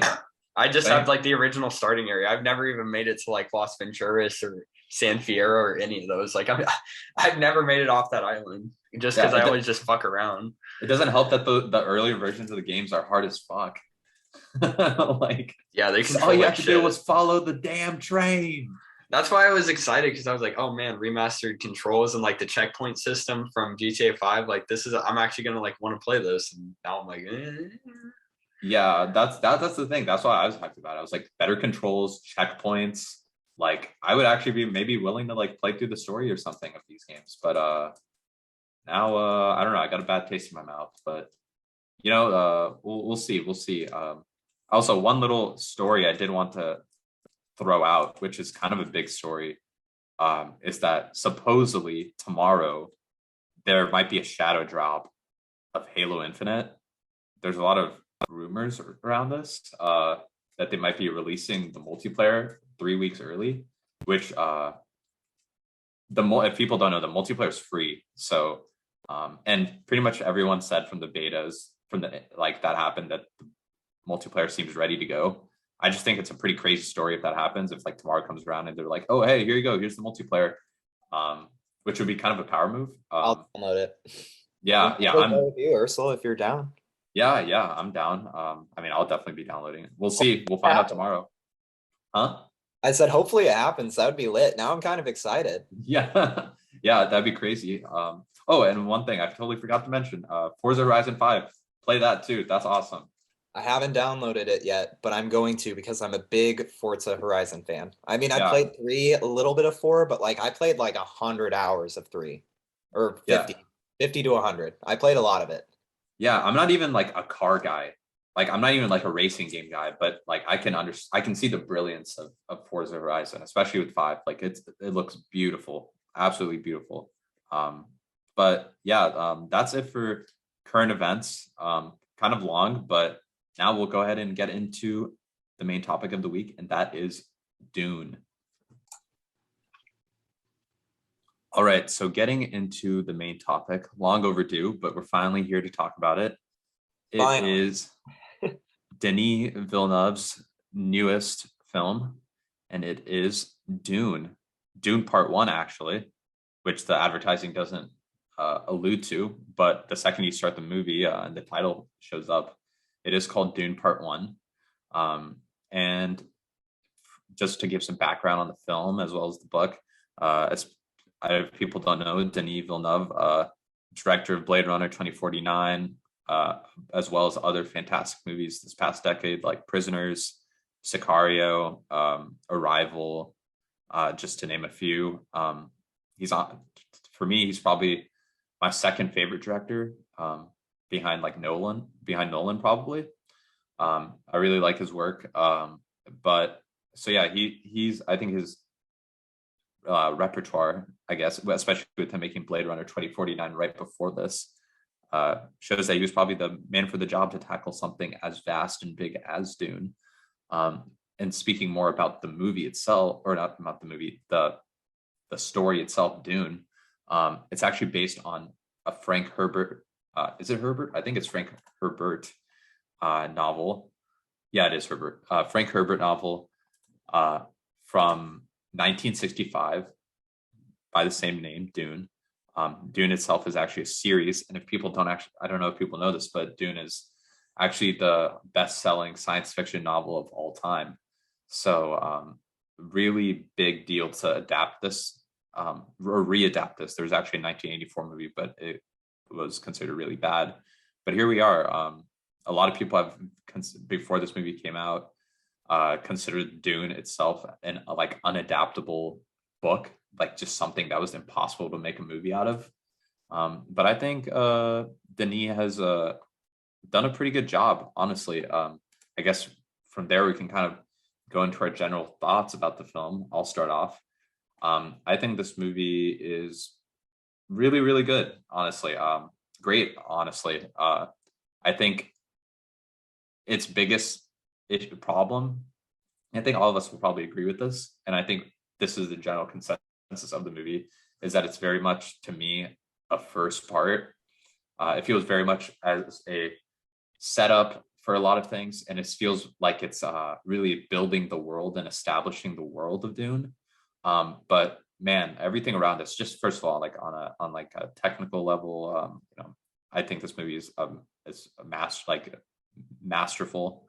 And even I, as someone who knew nothing about Dune, like going in, I think I'm pretty invested in the story now, and I'm excited to see where the second part goes, and potentially even more after the second film. But I really, really liked it, and I thought, anything that I was worried about going into the film, I thought the film did a good job of addressing. Like, I wasn't sure if Timothée Chalamet would be a good lead actor, but we'll go into that more later. But I thought he did a great job. And yeah, the movie is slower, but I don't think that's an issue. Like I've said before, I'm okay with slower films. But I really, really enjoyed the film. And I saw it in IMAX for reference, which I want to also gather where everyone saw it and how they saw it. But I saw it in IMAX. I saw it at Arizona Mills, which is the largest IMAX screen in the entire state of Arizona. So yeah. it was definitely quite the experience visually. So yeah, that's my general thoughts. But what about you guys? I thought it was really good, honestly. I watched it twice, both on HBO Max, unfortunately, because I was sick. I mean, I wanted to go see this in theaters, but I didn't feel comfortable doing it. Also wanted to see Eternals. Smart choice. Besides the point. What? I said smart choice watching at home. Yeah. So watched it at home twice, and honestly, the first time I thought it was really good, but I liked it even more the second time. Like Ursula said, I agree. I think that the shortcomings are that it really does feel like a first part, but I'm excited to see what my opinions are on it once all of Dune is out, whether it be 3 parts or more. I'm not sure how many parts they're planning on doing. But from a technical standpoint, this reminds me a lot of Interstellar in its scope. It looks incredible, and it kind of reminds me of a Nolan film in a way, because I haven't watched a lot. What was the director's name? Denis Villeneuve. He made Blade Runner 2049. Oh, well, there we go. So that makes sense. I mean, it looks incredible, and I love the soundtrack and the sound. Apologies, listeners, but it sounds so great. Yes, and you have to see it. I think that anyone that enjoys sci-fi kind of stuff will like this. It kind of reminds me a little bit of Star Wars in a way, but not like it, the story is obviously completely different, but just interstellar travel and some of the settings and landscapes and stuff look similar. But it looks amazing, and I think it's a really fun film. But I don't want to give a full final thoughts. I feel like I'm getting too specific. But Andrew, what were your kind of general thoughts on it? Yeah, so I ended up also watching on HBO Max. Thanks, Arsenal. And I ended up watching on my Apple TV in 4K, and I actually used my AirPods instead of my soundbar. which was probably a good decision because I actually have like the surround sound with my AirPods, which I don't with my soundbar. I thought visually, like I love Blade Runner 2049, so I knew visually I would love this movie, and I did. The cinematography in it's great, and the sound was spectacular. But I mean, like you guys said, I do think one of the shortcomings of it is like it definitely you can tell even if you were watching this before you knew there was going to be a second one, like you would be able to tell that they're like setting it up to like have a sequel because there's just like a lot of stuff that they spend a lot of time building like the background of it. So I mean that was one thing that kind of threw me off. Like, I mean, I'm kind of used to movies, you know, having like like kind of a resolution at the end, but I mean, this one was kind of like just a setup for a second one. But I did enjoy it overall. Yeah. So like to me, I almost feel like the best comparison to this film is like Fellowship of the Ring. If I you was know, gonna compare it to Lord of the Rings too. yeah, like you know how at the end of the movie it's like the journey's really beginning, like kind Yeah, like it's like the exactly final. like that. It feels exactly like that. But I guess what did like I guess I want to start off with like kind of the actors and the characters. What did we think of like all the characters? Because I'll give some general some individual thoughts on things worth commenting on my end. One, in terms of marketing, they over like marketed Zendaya. I feel Yeah, they did. like I mean, there was like some stuff I saw that like she's in the movie for like 7 minutes, and it's like totally true. Her presence in the film is almost completely relegated. Besides like the final scene, that her presence is almost completely relegated to like dream scenes. Um, so it's kind of funny. I mean, I get why they used her in the advertising because it's like um, she's Zendaya, but like yeah, but from what I've gathered she's going to be more in it in the future, like in the second film. Timothy Chalamet, I actually thought he fit the role of a leading character pretty well because I think he fits that like kind of unsure prince kind of character. You know, he's not supposed to be that badass dude, at least not even in this film. He's supposed to be the messiah, but like you know, he's pretty unsure of his own like place in the world of Dune, and I think he actually fits that pretty well. Other characters I actually really liked Oscar Isaac as his father, Leto Atreides. It was funny. There's one line in the film where he's like, "I wanted to be a pilot." It's funny because I thought that was so funny because Poe. Yeah. Again, it just reminded me of Star Wars. Yeah, seriously. And there's literally like I swear there's a scene in the first, like in the House Atreides, like their main world at the beginning. I swear there's a scene that looks exactly like the end of Force Awakens too. Like the island where Luke is hanging out. Oh yeah, It looks exactly like that. It's like filmed on the same island. I swear it is. But like yeah, Dune to me is like if Star Wars was like set entirely on a desert planet and was just hardcore. But like but and then also I thought the meme of the movie to me for and I guess John too, Duncan Idaho. Just the dumbest fucking name for a fucking character. Duncan, Idaho. There is not even a Dunkin' Donuts in Idaho, and that's what I thought of the first time I heard his name. Did you Google Idaho? That? I did Google it. There are none in Idaho. There's people that have like campaigns trying to get one there, but it's a good dunk. Just have Jason Momoa as the poster Dunkin' Idaho. The Dunkin' Donuts Idaho campaign. But I just me and John were making a joke about this like right before the show that like Paul is a simp for Duncan, Idaho. Paul is totally a simp for Duncan, Idaho. Paul has a big old crush, and you notice it especially the second watch. He literally acts like, I don't know, he's like twirling around Duncan like, oh my gosh, here. Like, Duncan's here, Duncan. yeah, literally. It's like I want to it's like a accompany weird, Duncan, like Idaho. a little brother that's just a little too clingy. That's what it reminds me of. Or like a girlfriend. Yeah. Duncan! I- Duncan! It's so funny. I don't know. And it's just so funny because I remember John was like shitting on Jason Momoa before I even saw the movie. So I just thought Jason Momoa was some meme the whole film. But what about you guys? What do you guys think of like the characters? I thought everyone was really good. I will say one more thing. I thought it was kind of funny. I just thought it like how his mother, Lady Jessica, like I feel like 75% of the scenes she's in, she's like crying. Yeah, she's so whiny. Yeah. She's like like crying and whispering, and you can hardly hear what she's even saying. Yeah, like there's that one shot. We had Like to turn on the subtitles to tell what she was saying. But Yeah, also like- HBO Max is quiet. Yeah, it is. I have my sound way the fuck up. Like there's this like there's that one scene of like when he has his hand inside the box and like it's cutting back and forth to like her outside the room like crying and it's like slowly zooming in on her. I'm like, And she's what like, the fuck is she saying?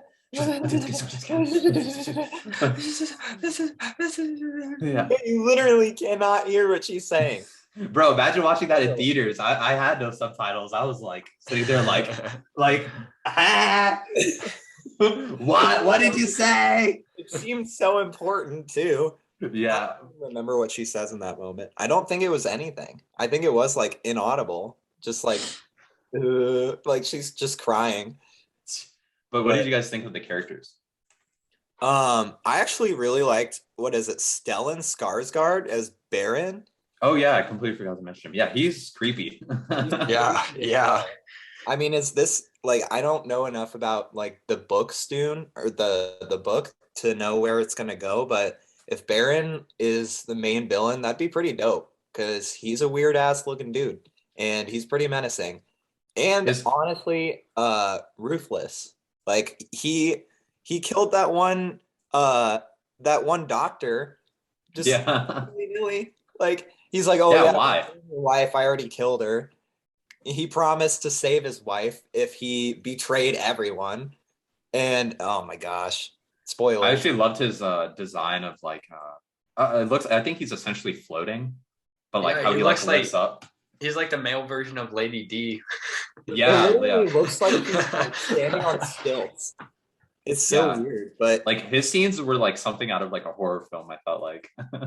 Yeah. Like they also gave me a lot of his scenes gave me like Blade Runner vibes, like the aesthetic of it. He reminded me though, honestly, of Darth Sidious. And the first time watching it, like when they talked about the Emperor, I thought he was the Emperor. Yeah. It reminded me of like the Emperor from Star Wars, but he's just the leader of House Harkonnen. Yeah, he's exactly. Not even the Emperor. Exactly. But I really like Dave Bautista. I think he's good in every role that he's in, even if he's kind of a minor character. He always plays the perfect minor character. He does. And Josh Brolin, obviously, he's great as Gurney. I couldn't stop thinking of Thanos every time I heard him talk, but he did a really good job as Gurney. And I think after, a couple movies, people won't think of him as Thanos anymore, but like that's just so stuck in my head. But yeah, I mean, I think that Timothée Chalamet did a really good job as lead. Even though he was kind of a simp for Jason Momoa's character.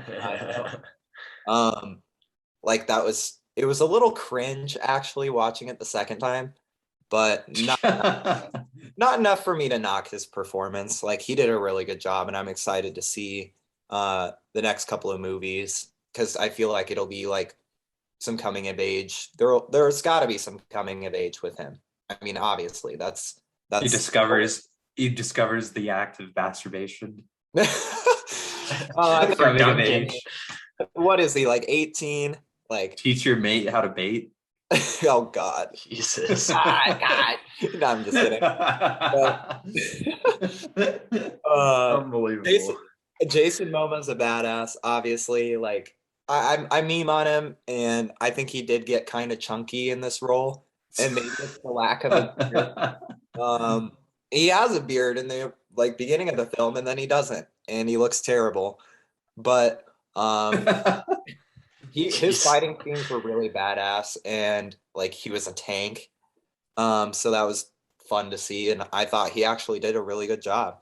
But I think that's Oscar Isaac. Yeah, he was really good too. I kept thinking of Poe, but that's me with a lot of these characters. They're big names. I see them in other movies. I go to that thought. But I think like once Dune goes on a little bit further, maybe we'll think of them for their Dune role because I mean this is pretty good. And Well, I think Oscar, probably not Oscar Isaac. I don't think. no, nah. I mean, he's I done. mean, One and right. done. I mean, he's done. He Obviously, is done. But yeah, and then Rebecca Ferguson, whiny, annoying. That's all I have to say about her. And I couldn't hear a damn word she said. HBO Max needs to fix their fucking sound. Same with Disney. There's something wrong with like the audio mix on HBO Max. So many streaming services just have dog shit audio. I've used it on PS5. I've used it on Roku. I've used it on Apple TV. They're all terrible and quiet. But Andrew, what did you think of like Timothy Chalamet and Jason Momoa? And Yeah, I mean, I share all the same sentiments as you guys for the cast. I thought all the actors did really good. I thought maybe Timothy Chalamet, maybe I haven't seen enough of his like movies he's in, but he seemed kind of like cringy at first. He just seemed like a cringe factor. He has a very awkward like acting style, and I don't know if that's how he is in every movie because I think this might be like one of the first ones I've seen him in. I think it works for the character, but yeah. Yeah, I mean, I think he did as good as you can when the main character of the fucking movie's name is Paul. So yeah, can we talk about how they have like, House Atreides and House Harkonnen? Yeah, Paul. Yeah, like I know all the names are like from the book, like they're written in the book, but like who the fuck was like, yeah, let me make this guy's name Duncan Idaho. Like, what the fuck, dude? Like, and the main character's name is fucking Paul. Like, shout out to all the Pauls out there, but that's not really like a main character name. It's so weird. And then Jessica, Paul, Duncan Idaho. Like, how do those go together? And then Oscar Isaac's name is Letho.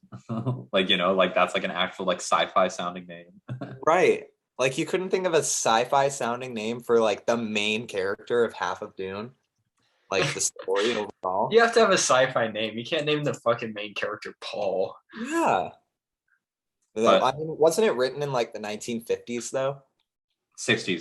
So like 60s. Even before Star Wars, anything like that. And one thing that like was mentioned even like before the show was like how Dune also inspired stuff like Tatooine and things like that because Dune was before Star Wars, Yeah. Yeah. Well, it's just like weird how like all like the character names are like Duke Leto Atreides and like Gurney Halleck and like Liet and Wellington, and then it's like Paul and Jessica. And it's like what the fuck? Duncan Idaho. Like did the writer of the book just like run out of creativity like halfway through like making all the character names? Like he was just like, fuck, I forgot to make the main character.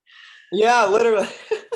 Paul like Atreides. He opened the phone book and like pointed to like the first name he saw in there. It was like, all right, his name's Paul. Oh my gosh.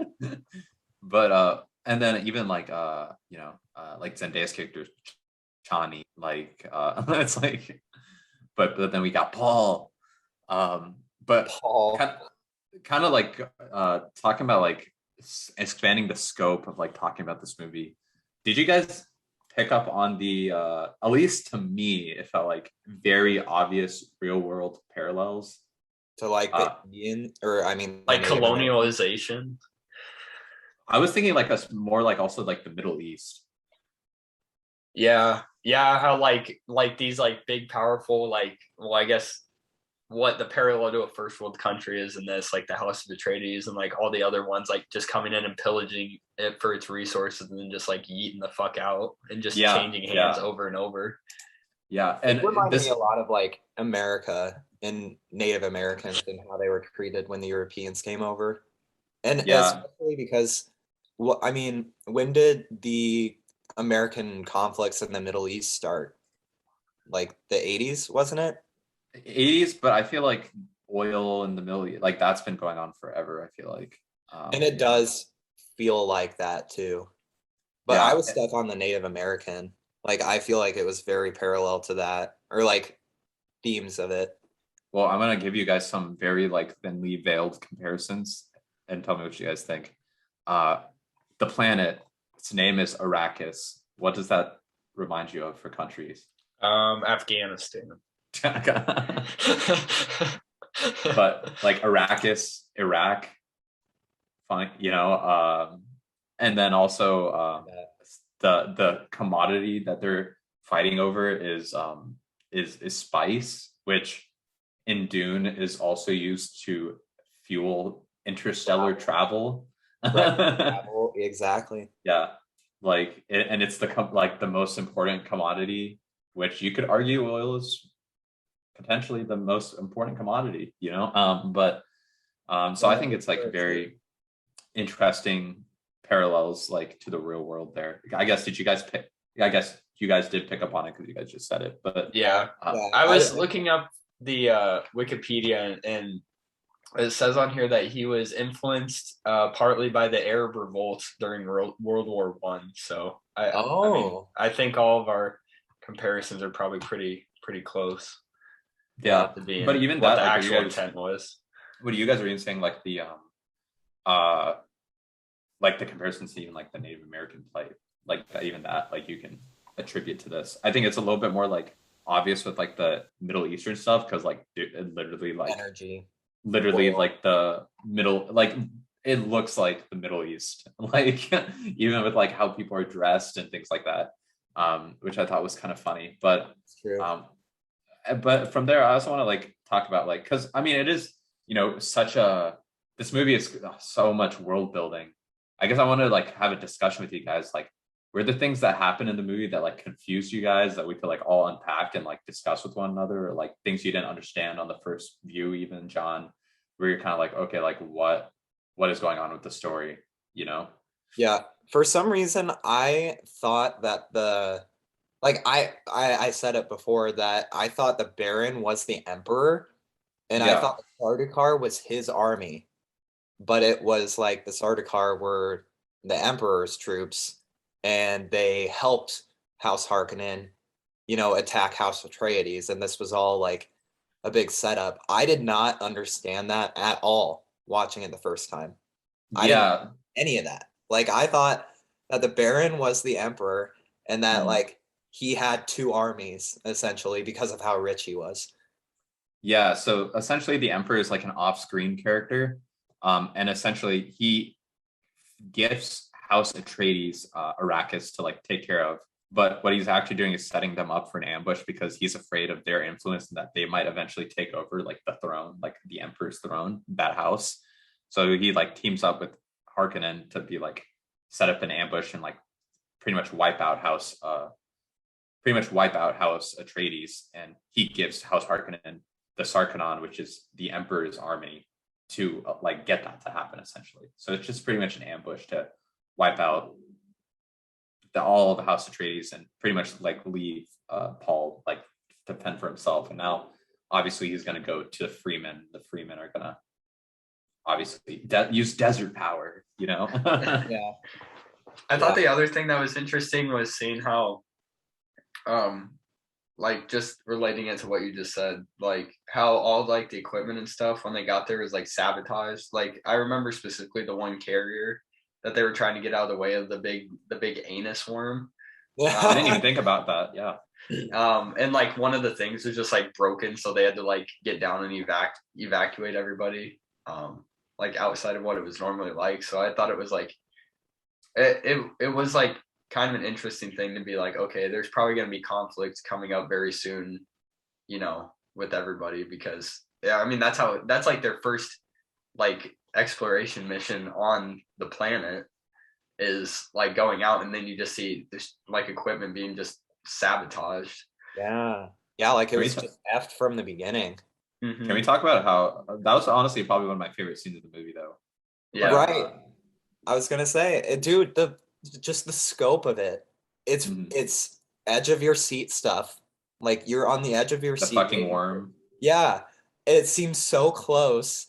And then when you actually see it on screen, oh my gosh, Ursula, I can't imagine in the IMAX. Yeah. Dude, I need to see this in the theater. Like I would go and watch it a third time and see it in IMAX. Cause Yeah, it was insane. Like specifically. Yeah, go on, Andrew. Oh, I was gonna say one of the other things I didn't get was how like in that specific scene too, it's like revealed that like Paul's like I don't know if he's like hypersensitive or like just straight up allergic to like the spice, and then like nobody gives a shit about it the rest of the movie, even though he's like just going across the entire world and stuff. Like I don't even think do they even touch on that again?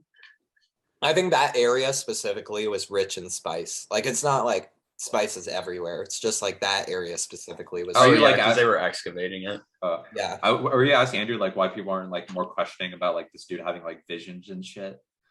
well, because he's like has like allergic reactions like the spice or whatever in that scene, and then when he's out in the dunes with his mom, he's like, oh, there's spice here, and then like nothing, like he just has like a mental breakdown or some shit. But Yeah, he doesn't like he's it's like he's like tripping on spice. Yeah, from what I gathered, like spice is not only just used to like do interstellar travel, it's also like a hallucinogenic or something like that. Like, and I think that like triggers some of his visions, essentially. I think specifically it was triggered more so in the scene that we're talking about when Yeah. the worm is introduced because it was, you know, a hot spot, and that's why the excavator was there. Yeah. So some of the things that like confused me was oh shit. I had to get that one off. But one thing I was confused like and this was like maybe the leaving in the next book, but I was like, bro, what happened to Josh Brolin's character? Like what happened to Gurney? Like I remember they like go off to fight and I'm like, do we see him Didn't have a die? death on screen, no Yeah, death. he didn't have an on-screen death. So I was like, what happened to that dude? So he's probably gonna come back. But then also one thing I love, like just kind of like the world building of it, like how they can't walk normally in the desert. They have to do like that desert walk, which I thought was super cool, like to like mimic the movement of the sand, like the unnatural movements of the sand, which was super cool. Cringy the way they did it. I thought it was kind of cringy the way they specifically did it. The idea of it. Yeah, the idea. Oh, the like, yeah, the cool. But and then obviously, like I think there's some things that are intentionally left to be confusing still. Like I think a lot of his visions are supposed to be a little bit more vague about what exactly is transpiring in them. But I think we'll get more details on that, and I will talk about that I think a little bit later. But I guess from there, I wanted to kind of like let's talk about like what is everyone's favorite scenes, least favorite scenes, things like that. I guess I'll start off. Favorite scene, I think it is probably that scene where they're trying to escape from the worm. But also, I want to point out a few shots that I loved. I loved like there's this one shot, and I don't know why I loved it, but there's a shot where it's like dead silent, and it's like when they're in that Freeman base, and you just it's dead silent, and you just see the Harkonnen like soldiers like slowly like float down like from the like top of the building or whatever and land, and they're like all slowly walking. I love that shot. That was like badass. And then also like just some of the space shots as well I thought were like absolutely beautiful. But yeah, that's my favorite scene. Favorite character, I would say honestly I actually thought like his father Leto was like awesome, an awesome character, and you know he went out like as best as he could. But I also thought the Baron was really cool. Paul is up there. Least favorite character is probably Lady Jessica because I thought she was crying all the time. Yeah, and like I'll save my cons for my final thoughts, but yeah, that's kind of like some of my favorite scenes. What are your guys' like favorite scenes in the movie? I have a few. One of them is the scene where like the attack is happening and the siege on like House Oh Atreides yeah. city, We like forgot it about just, that. dude, it's beautiful. And like the explosions and the way that things like hit the shield and like slowly go through the shield and Yeah. explode, and like the noise with it too, like you believe it, like you don't understand fully the technology of everything, and but you believe it's so believable. It's so cool the way that they did it.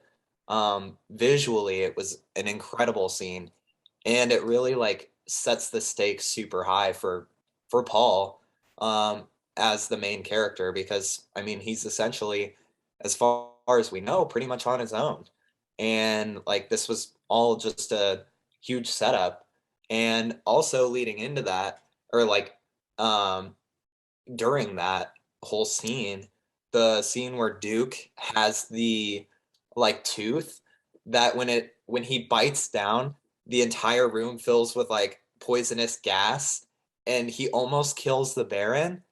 Like that is badass, and like the music like is going crazy when that's Yeah. happening too. Like, Mm. dude, And then he's floating in the corner like a fucking little like animal. yeah, That he was looks creepy. like, That was creepy. yeah, like what is, like he's obviously like not completely human, or he's got some weird sort of Shit going on. abilities. Yeah. Yeah.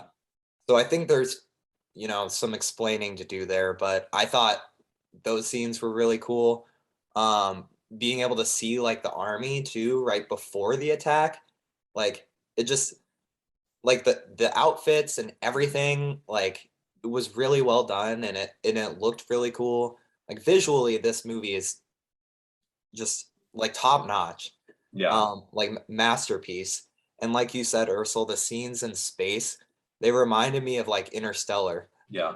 They just look so good, and the ships are so like oddly shaped, but it lends to its world building and it looks really cool. I like um that the helicopters look like dragonflies. Yeah, exactly. I was gonna say that. The like those dragonfly ships are really cool, and just the technology in the world is insane. But I would say probably my favorite character um was either Duncan Idaho. Oh my god. You're Shut the kidding. fuck up. No, actually. He does a great job. Like he's every scene he's in, he's badass except when he's being simped on. Like the fighting scenes with him are Rule dope. 34, Paul and Oh God, no. Like he's one of the most memorable characters for me. But I really like Baron because he's like mysterious, and I want to see like where his villain arc goes. Maybe he'll die in the next movie immediately. I don't know. I don't know where Dune goes. I heard a little bit, like I watched some explained videos after my first watch, and I heard a little bit about like where it goes. I don't know if Baron's gonna be like the guy or not. Um, but he was really cool. And I mean, Timothy Chalamet, or what's his name? Chalamet. Chalamet. He was good, other than the simping. Like he was really good, The and I'm excited to see where his character goes, because I do think that a lot of his dreams. Messiah. I mean, obviously, his dreams have already happened. Like he's shown that he can dream stuff that does happen. So I'm interested to see like some of those fighting scenes, like maybe in the next film or even the film after that. If there's three, four, I don't know how many parts there's going to be, but um, Yeah, again, I I can. can't imagine how good the scenes with the worms, both scenes with the worms, looks in theaters. Yeah, the Because whole movie was just amazing to watch in theaters. Like because seriously.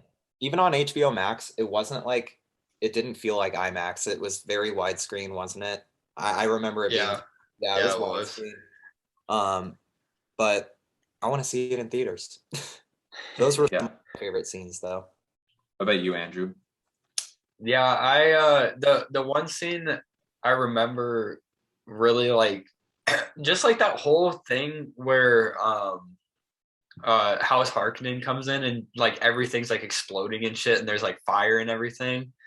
Yeah, Like the invasion. yeah, all the invasion scenes were like beautifully shot. Like I'm like a huge sucker for like any of those like nighttime fire-esque shots like that. I also thought I thought one of the weirder scenes was when what's his name? Who's the not the tall ass guy, but the one that was in the mud bath?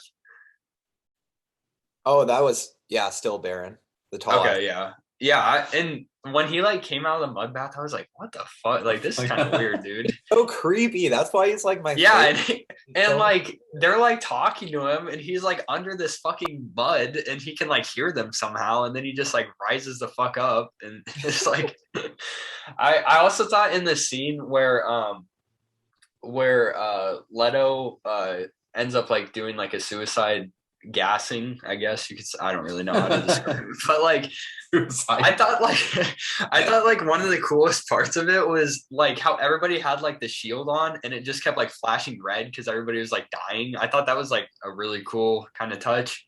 And I think the last scene that really stuck out to me was when Mr. Paul was when that little like tiny hunter thing came through the wall and he was like hiding in that like virtual tree.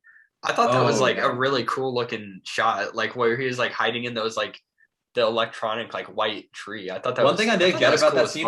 One thing I didn't get was like, why didn't that thing just kill him? Like, why did it like just go up to his face and then like he was able to like dodge it? Yeah, you know I know. It's because he's the prophet. He's the Messiah. Well, then they said the operator had been dead for 3 weeks. Like, yeah, they like looked at the operator. He's like mummified in this fucking like wall, like in a wall, like he's literally inside of a wall. It reminded me of Star Wars a little bit. Again, like Clone Wars. There's a lot of did you guys parallels? Yeah, did you guys get the whole stuff with like what was going on with the sisterhood and like how they were like crossbreeding like or like breeding like different lines to create the prophet essentially? Yeah, and they were like pissed that it was a dude, right? Yeah, they were the Bene Gesserit. Yeah, that group. I just saying because I feel like that could be something that'd be like hard. Maybe some people would be hard to like understand or pick up on. But actually, one scene that was also like relating to that I loved was the what's in the box. Utter like what is it? Pure pain. What's in the fucking box? Yeah, and he's like literally looking like he has to take a shit while he's got his hand in that. And then the music, like I think in that moment, it's the all the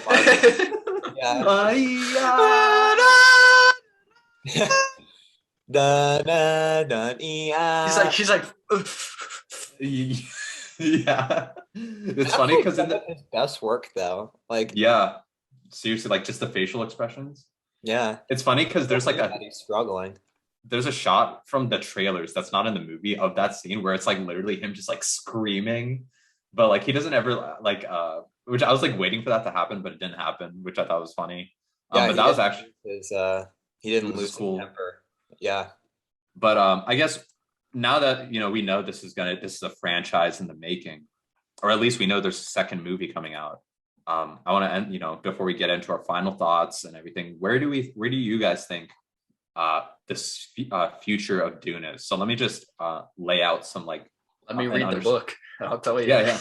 Well, like, so let me like lay out like what the setup is for Dune as a series, essentially, like, without getting into spoilers. Except there's one thing I want to spoil because I think it's funny as fuck and it's a meme. Denis Villeneuve's plan is Dune Part 2 is going to be the second half of the novel Dune, and there is a sequel book to Dune called Dune Messiah, which would be if he makes the third film, that would be the third film. Dune Messiah would be its own movie because it's shorter than Dune, the book, like the first Dune book, and that would be like a trilogy because from what I've gathered, the Dune series spans like thousands of years, and the whole story of like Paul and all these characters is encapsulated in Dune and Dune Messiah. And like any books after that aren't about those characters. So like they could make like a trilogy with Dune and Dune Messiah. But one thing I want to say is a meme, and I've heard about this, is that somehow throughout this 1,000-long like series length, right? The one character is a constant throughout all of this 1,000-long book series is Well, Duncan Idaho. yep. Yes! Yes! Like It's that, a marketing campaign. that Oh like my that I gosh, guess that's like hilarious. in the like subsequent like novels and the whole series, like there's multiple clones of Duncan Idaho. So there's like multiple Duncan Idahos running around. And like it's not even like it's not even He's a product. yeah. Are there enough Pauls to go around all the Duncan Idahos? Mom, what do you want for Christmas? Oh, I want a Duncan Idaho. I want a Duncan Idaho action figure, Mom. And it's funny because it's not like from what I got seen, like it's not like Duncan Idaho becomes the main character or anything. It's just that there's multiple Duncan Idahos and that Dune spans thousands of years. The fucking Into the Duncan verse. Yeah, restore the Duncan verse. Into the fucking Dune Part 2 into the Duncan verse. Well, have you seen like those memes where like because you know how like if you see the logo of Dune, it's like it's just like this flipped around like just that 4 times, yeah. 4 times, but it's like instead of Dune, it's Dunk. Oh, that's but like to me it's funny as fuck that like if they decided to like I don't think they'll adapt all of the books, but like to imagine that just like Jason Momoa, he just will not like he will just be in every fucking movie or something like that if they make like 6 or 7 Dune films. But like he's the one constant in Dune is Duncan Idaho. That's so funny. Death taxes in Duncan Idaho. But yeah, I guess going back to it, like now that we know that like essentially there could be a trilogy of movies surrounding these characters, and like from some hints from the visions and stuff, where do you guys want or think the story of Dune might go? Well, I want to see the whole, his being able to see the future. I want that to be more fleshed out and explained, and I want to get that aha moment, in one of the following films where like maybe there is a scene in the first film that we see in one of his dreams, and then we're like, oh my gosh, like that's the final fight or something like that. Like, and I could see them doing that. Like that scene from when there's that vision of him in like the suit or whatever. In the white like, suit specifically. Yeah. Like I could see that being like one of the final fights in the next movie. So I want to see that all fleshed out. Obviously, like I want to see more Duncan Idaho. And goodness, we will see more Duncan Idaho, even though he died in this movie. But like I want to see Baron fleshed out and explained because he's one of my favorite characters and he's so mysterious. He's got like powers beyond what the Bene Gesserit has, and he seems to be like, I don't know if he's just like he's in communication with them. We know that like he's in cahoots with them to some extent. Exactly, and like I want to see how the whole Bene Gesserit order is explained because it seems like they literally are like the puppeteers, like if you compare it to Loki, like the TVA. Like they're trying to create someone that can literally like see into the future and change the timelines and shit. Right, and it's like they can see into the future and they know like what's going on to a certain extent, but it seemed like, that one mother when Paul was getting tested with the box, it almost seemed like she didn't believe that he was it, but she said that there were multiple candidates. So there are some things that are left explained that I want to see explained. That's mainly what I want to see from the next Dune. And I know it will be, and I'm really excited to see it. But I think once we see a second and third Dune, third potentially, but like, if it's part 2, the end of the first book, maybe just Paul's story arc is fleshed out. I think that could make this movie even better, because like the Fellowship of the Ring is amazing and it's one of my favorite of the Lord of the Rings, and it needs its second and third part, but that can stand alone more so than this can stand alone without its second part. Like we all know that there needs to be the second part. And I mean, that's one of my negatives, but that's what I want to see mainly from a next Dune is. Just everything explained and fleshed out. Everyone's powers, future, everything. But what about you, Andrew? I mean, I think you guys hit the nail on the head. I'm looking forward to just about all the same things you guys are. I also want to see I guess maybe I need to see more Timothy Chalamet work before I can like just because I thought like I said earlier, like a lot of his work, or I mean his acting seemed kind of like has like a cringe factor to it a little bit. I mean I'm very I'm very looking forward to the part 2 just because I think the way the second half of the movie was like rolling, I think I'm a lot more interested. Just because the first half was kind of just world building stuff, but I mean, I want to see it fleshed out. Obviously, I mean, we could go and look how it's going to go just because it's an adaptation of a book, but we'll spoil ourselves. That's true. I mean, we could go Google what the rest of the story is going to do. Yeah, I mean, I just want more Duncan Idaho, I guess. Yeah. Dune. I also was looking. Timothy Chalamet was in Interstellar. He was Cooper's son. I didn't even know that. And so I was looking at IMDb just now. Oh my god. Yeah, he's the younger version of Coop's son. Like, but yeah, he gets to be with all these good ass directors, man. Fuck. Yeah, I know. But like for me, I would say like what I want to see like some more badass uses of the voice. We didn't even like get to talk about that, but I want them to explain how the voice. Yeah, there you go. I want them to explain like what the voice is and how it works. It seems like I was like thinking it was like Jedi mind trick stuff. Yeah, it's like the Force essentially feels like. Dude, and people talk about like Star Wars stealing its ideas from like a samurai story or an old Japanese story. It from Dune. It's stolen from Dune. Literally. It's crazy. Man. But yeah, I want to see some more like scenes with the voice. That'd be super cool. Obviously, I want to see more Jedi mind trick. Yeah, I want to see more of Zendaya's character. And I want to see, from what I'm gathering, right? Like, if the first book, I'm gonna assume, right? If the first book is called Dune and the second book is called Dune Messiah, and that's what's going to comprise of the trilogy. I'm gonna assume maybe the third film is about him as the Messiah and what that could involve and like what the hardships of that would be.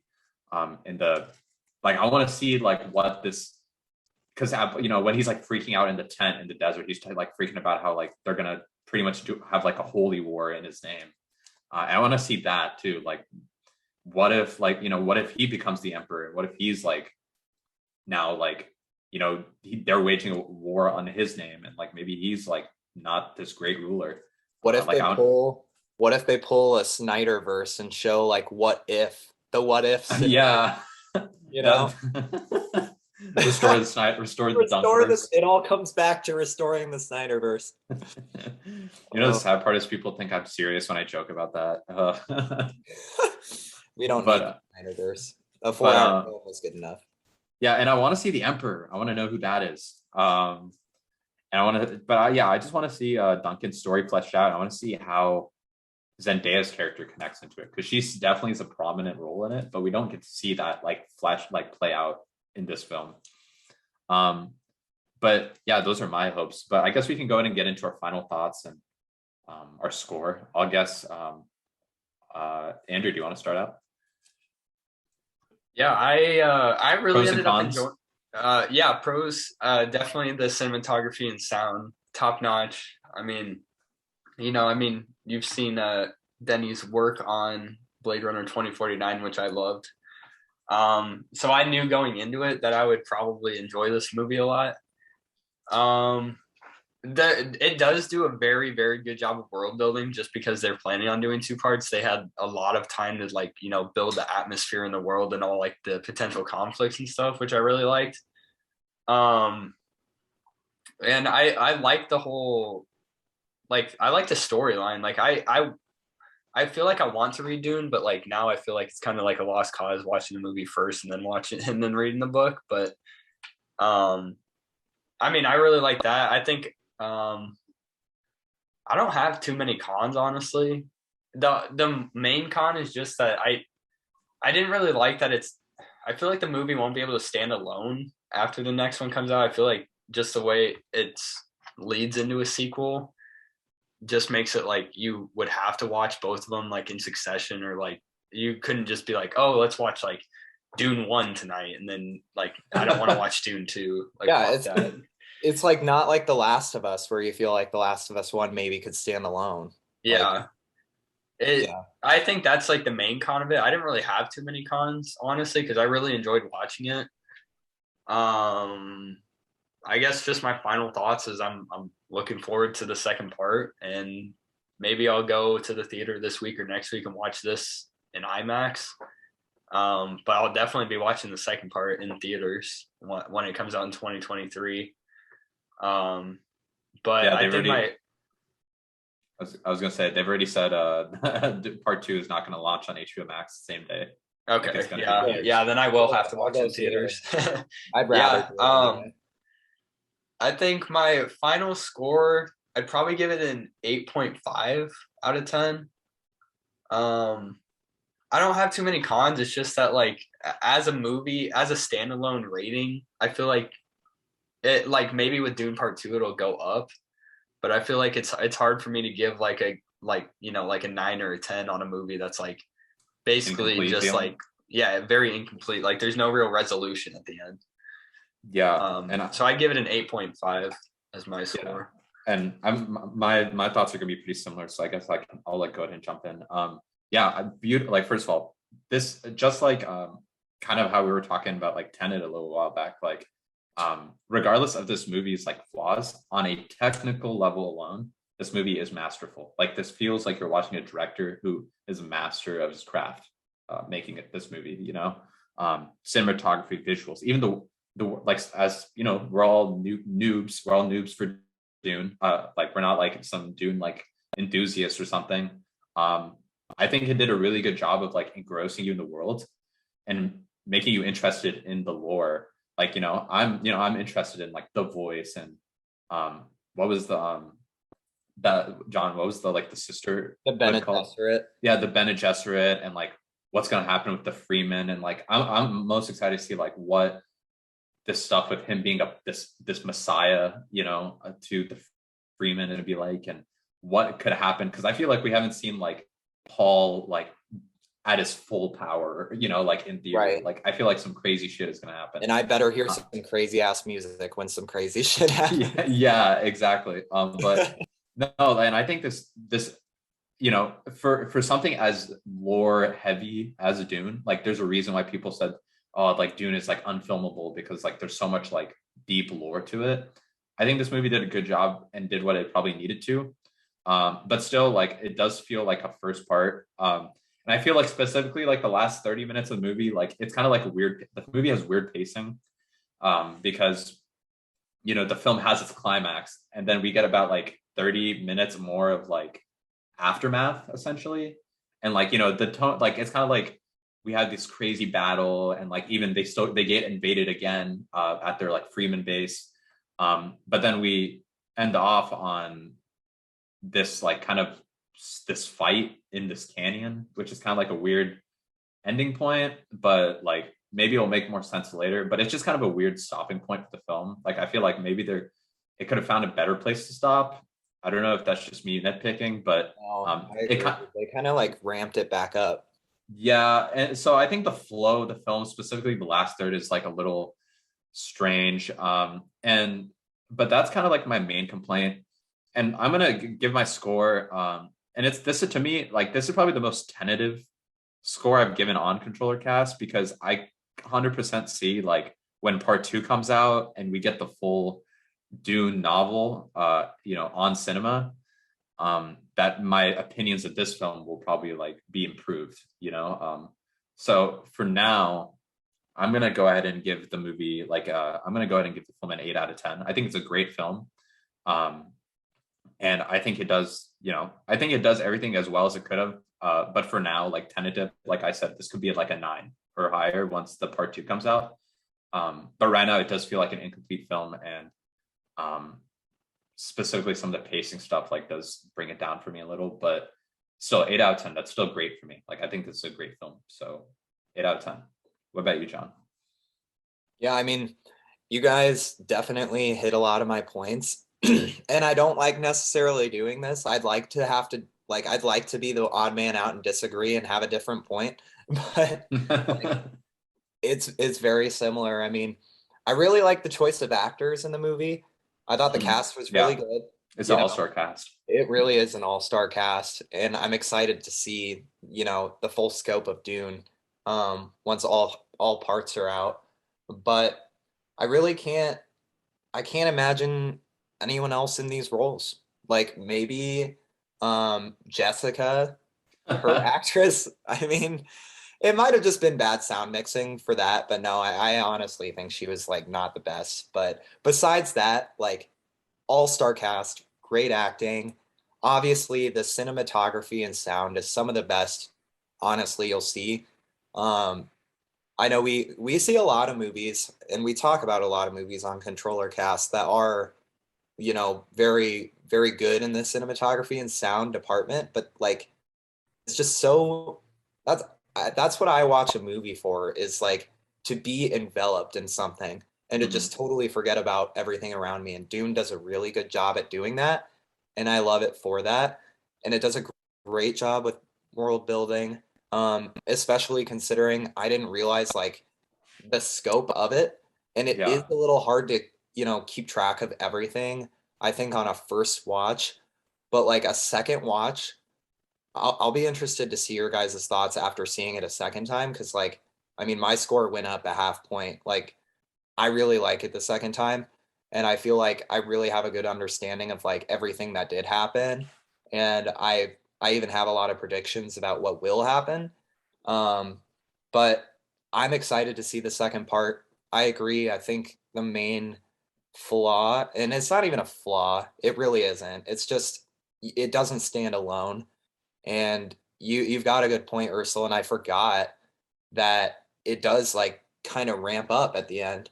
Like literally, like you said, the last 30 minutes, it just like there's kind of sort of a resolution in the scene in the desert, the dark scene, and you see the worm again.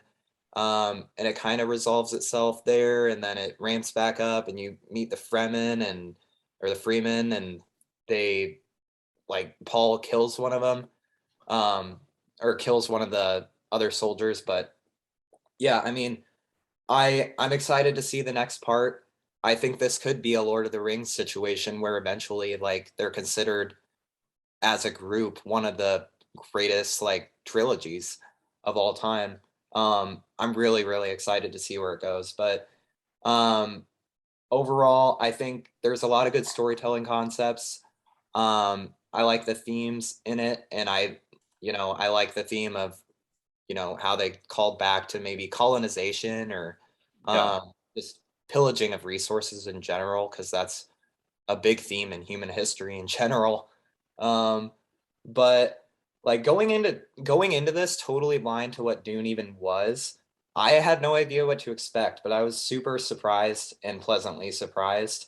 Um, like I think that there's a lot of really cool aspects to the story. There's a lot of really cool world building elements between the shields and the technology and the the travel, the interstellar travel and the ships. Everything about it is just Well thought cool. It's out. really thought out and it's really cool. And it makes me want to read the book, honestly. Like I kind of want to spoil myself in terms of the movies. I want to read the book. Oh, we gotta I wait want two to get back years. to reading anyway. So this might be like the first book in a long time that I read potentially. Which sounds sad, but yeah, I don't read a lot of books anymore. But I do want to get back into it. And I think this would be a really good book to read. Um, and it might seem kind of crazy. I feel like a lot of my scores are inflated, or they're kind of on the extreme on controller cast. Like if I really like something, I'm going to rate it really high, and if I don't like something, it's going to be super low. I don't have a lot of mid-tier um, ratings, but my score right now for Dune Part 1 is actually a fat 9 out of 10. I really like it. And I'd be interested to see like where your guys' thoughts lie after a second watch, but I haven't even seen it in IMAX yet. But regardless of seeing it in IMAX, visuals are a 10 out of 10. Amazing. Yeah. And honestly, like that's not even crazy, like a 9 out of 10. Like I'm this is gonna sound weird because it's not, but like I totally am foreseeing that this movie is gonna get like a Best Picture nomination. Oh, absolutely. I mean, if it didn't, that would be cheap, I feel like. It's got to. Yeah, like there's been so much hype around it, and like, you know, like it's not like, how do I explain it? Like it's not like Star Wars where it's like very commercialized. It feels like an auteur's sci-fi film, if that makes sense. Like very similar to Blade Runner. So like you know, like it does feel very like mature and adult, and like with its themes and you know how it approaches its storytelling. Like you said, John, like it's very meticulous with like how it approaches its like building its world. You know, it's not just trying to get to the next action scene. Exactly. Yeah.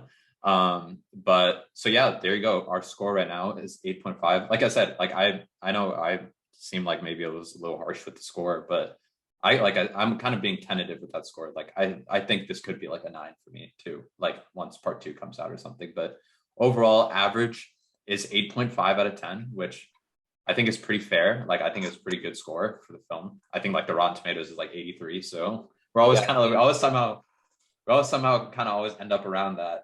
Like we're never playing on it. Critics. Yeah, we never plan on it. Just if anyone's ever curious, we're never like, okay, guys, this is what you're gonna give it. This is like we're not like. Yeah, we keep our scores hidden. None of us know our scores when we do the podcast. We're just that good. We're just well-rounded. Yeah, but there you go. Sorry for November's been kind of a weird month. We had a few weeks off.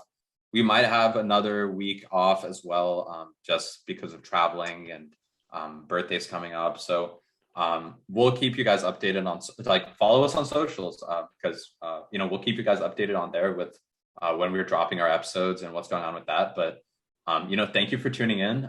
We had a lot to talk about on this episode, and we'll be back either next week or the week after. But we'll also be bringing you some good conversations and some funny topics and entertaining topics that we're all interested in, and hopefully you guys enjoy listening to us talk about. So thank you guys, and that is Ursula signing off. Thanks for listening, guys. John signing thanks off. Everybody. Peace. Andrew signing off.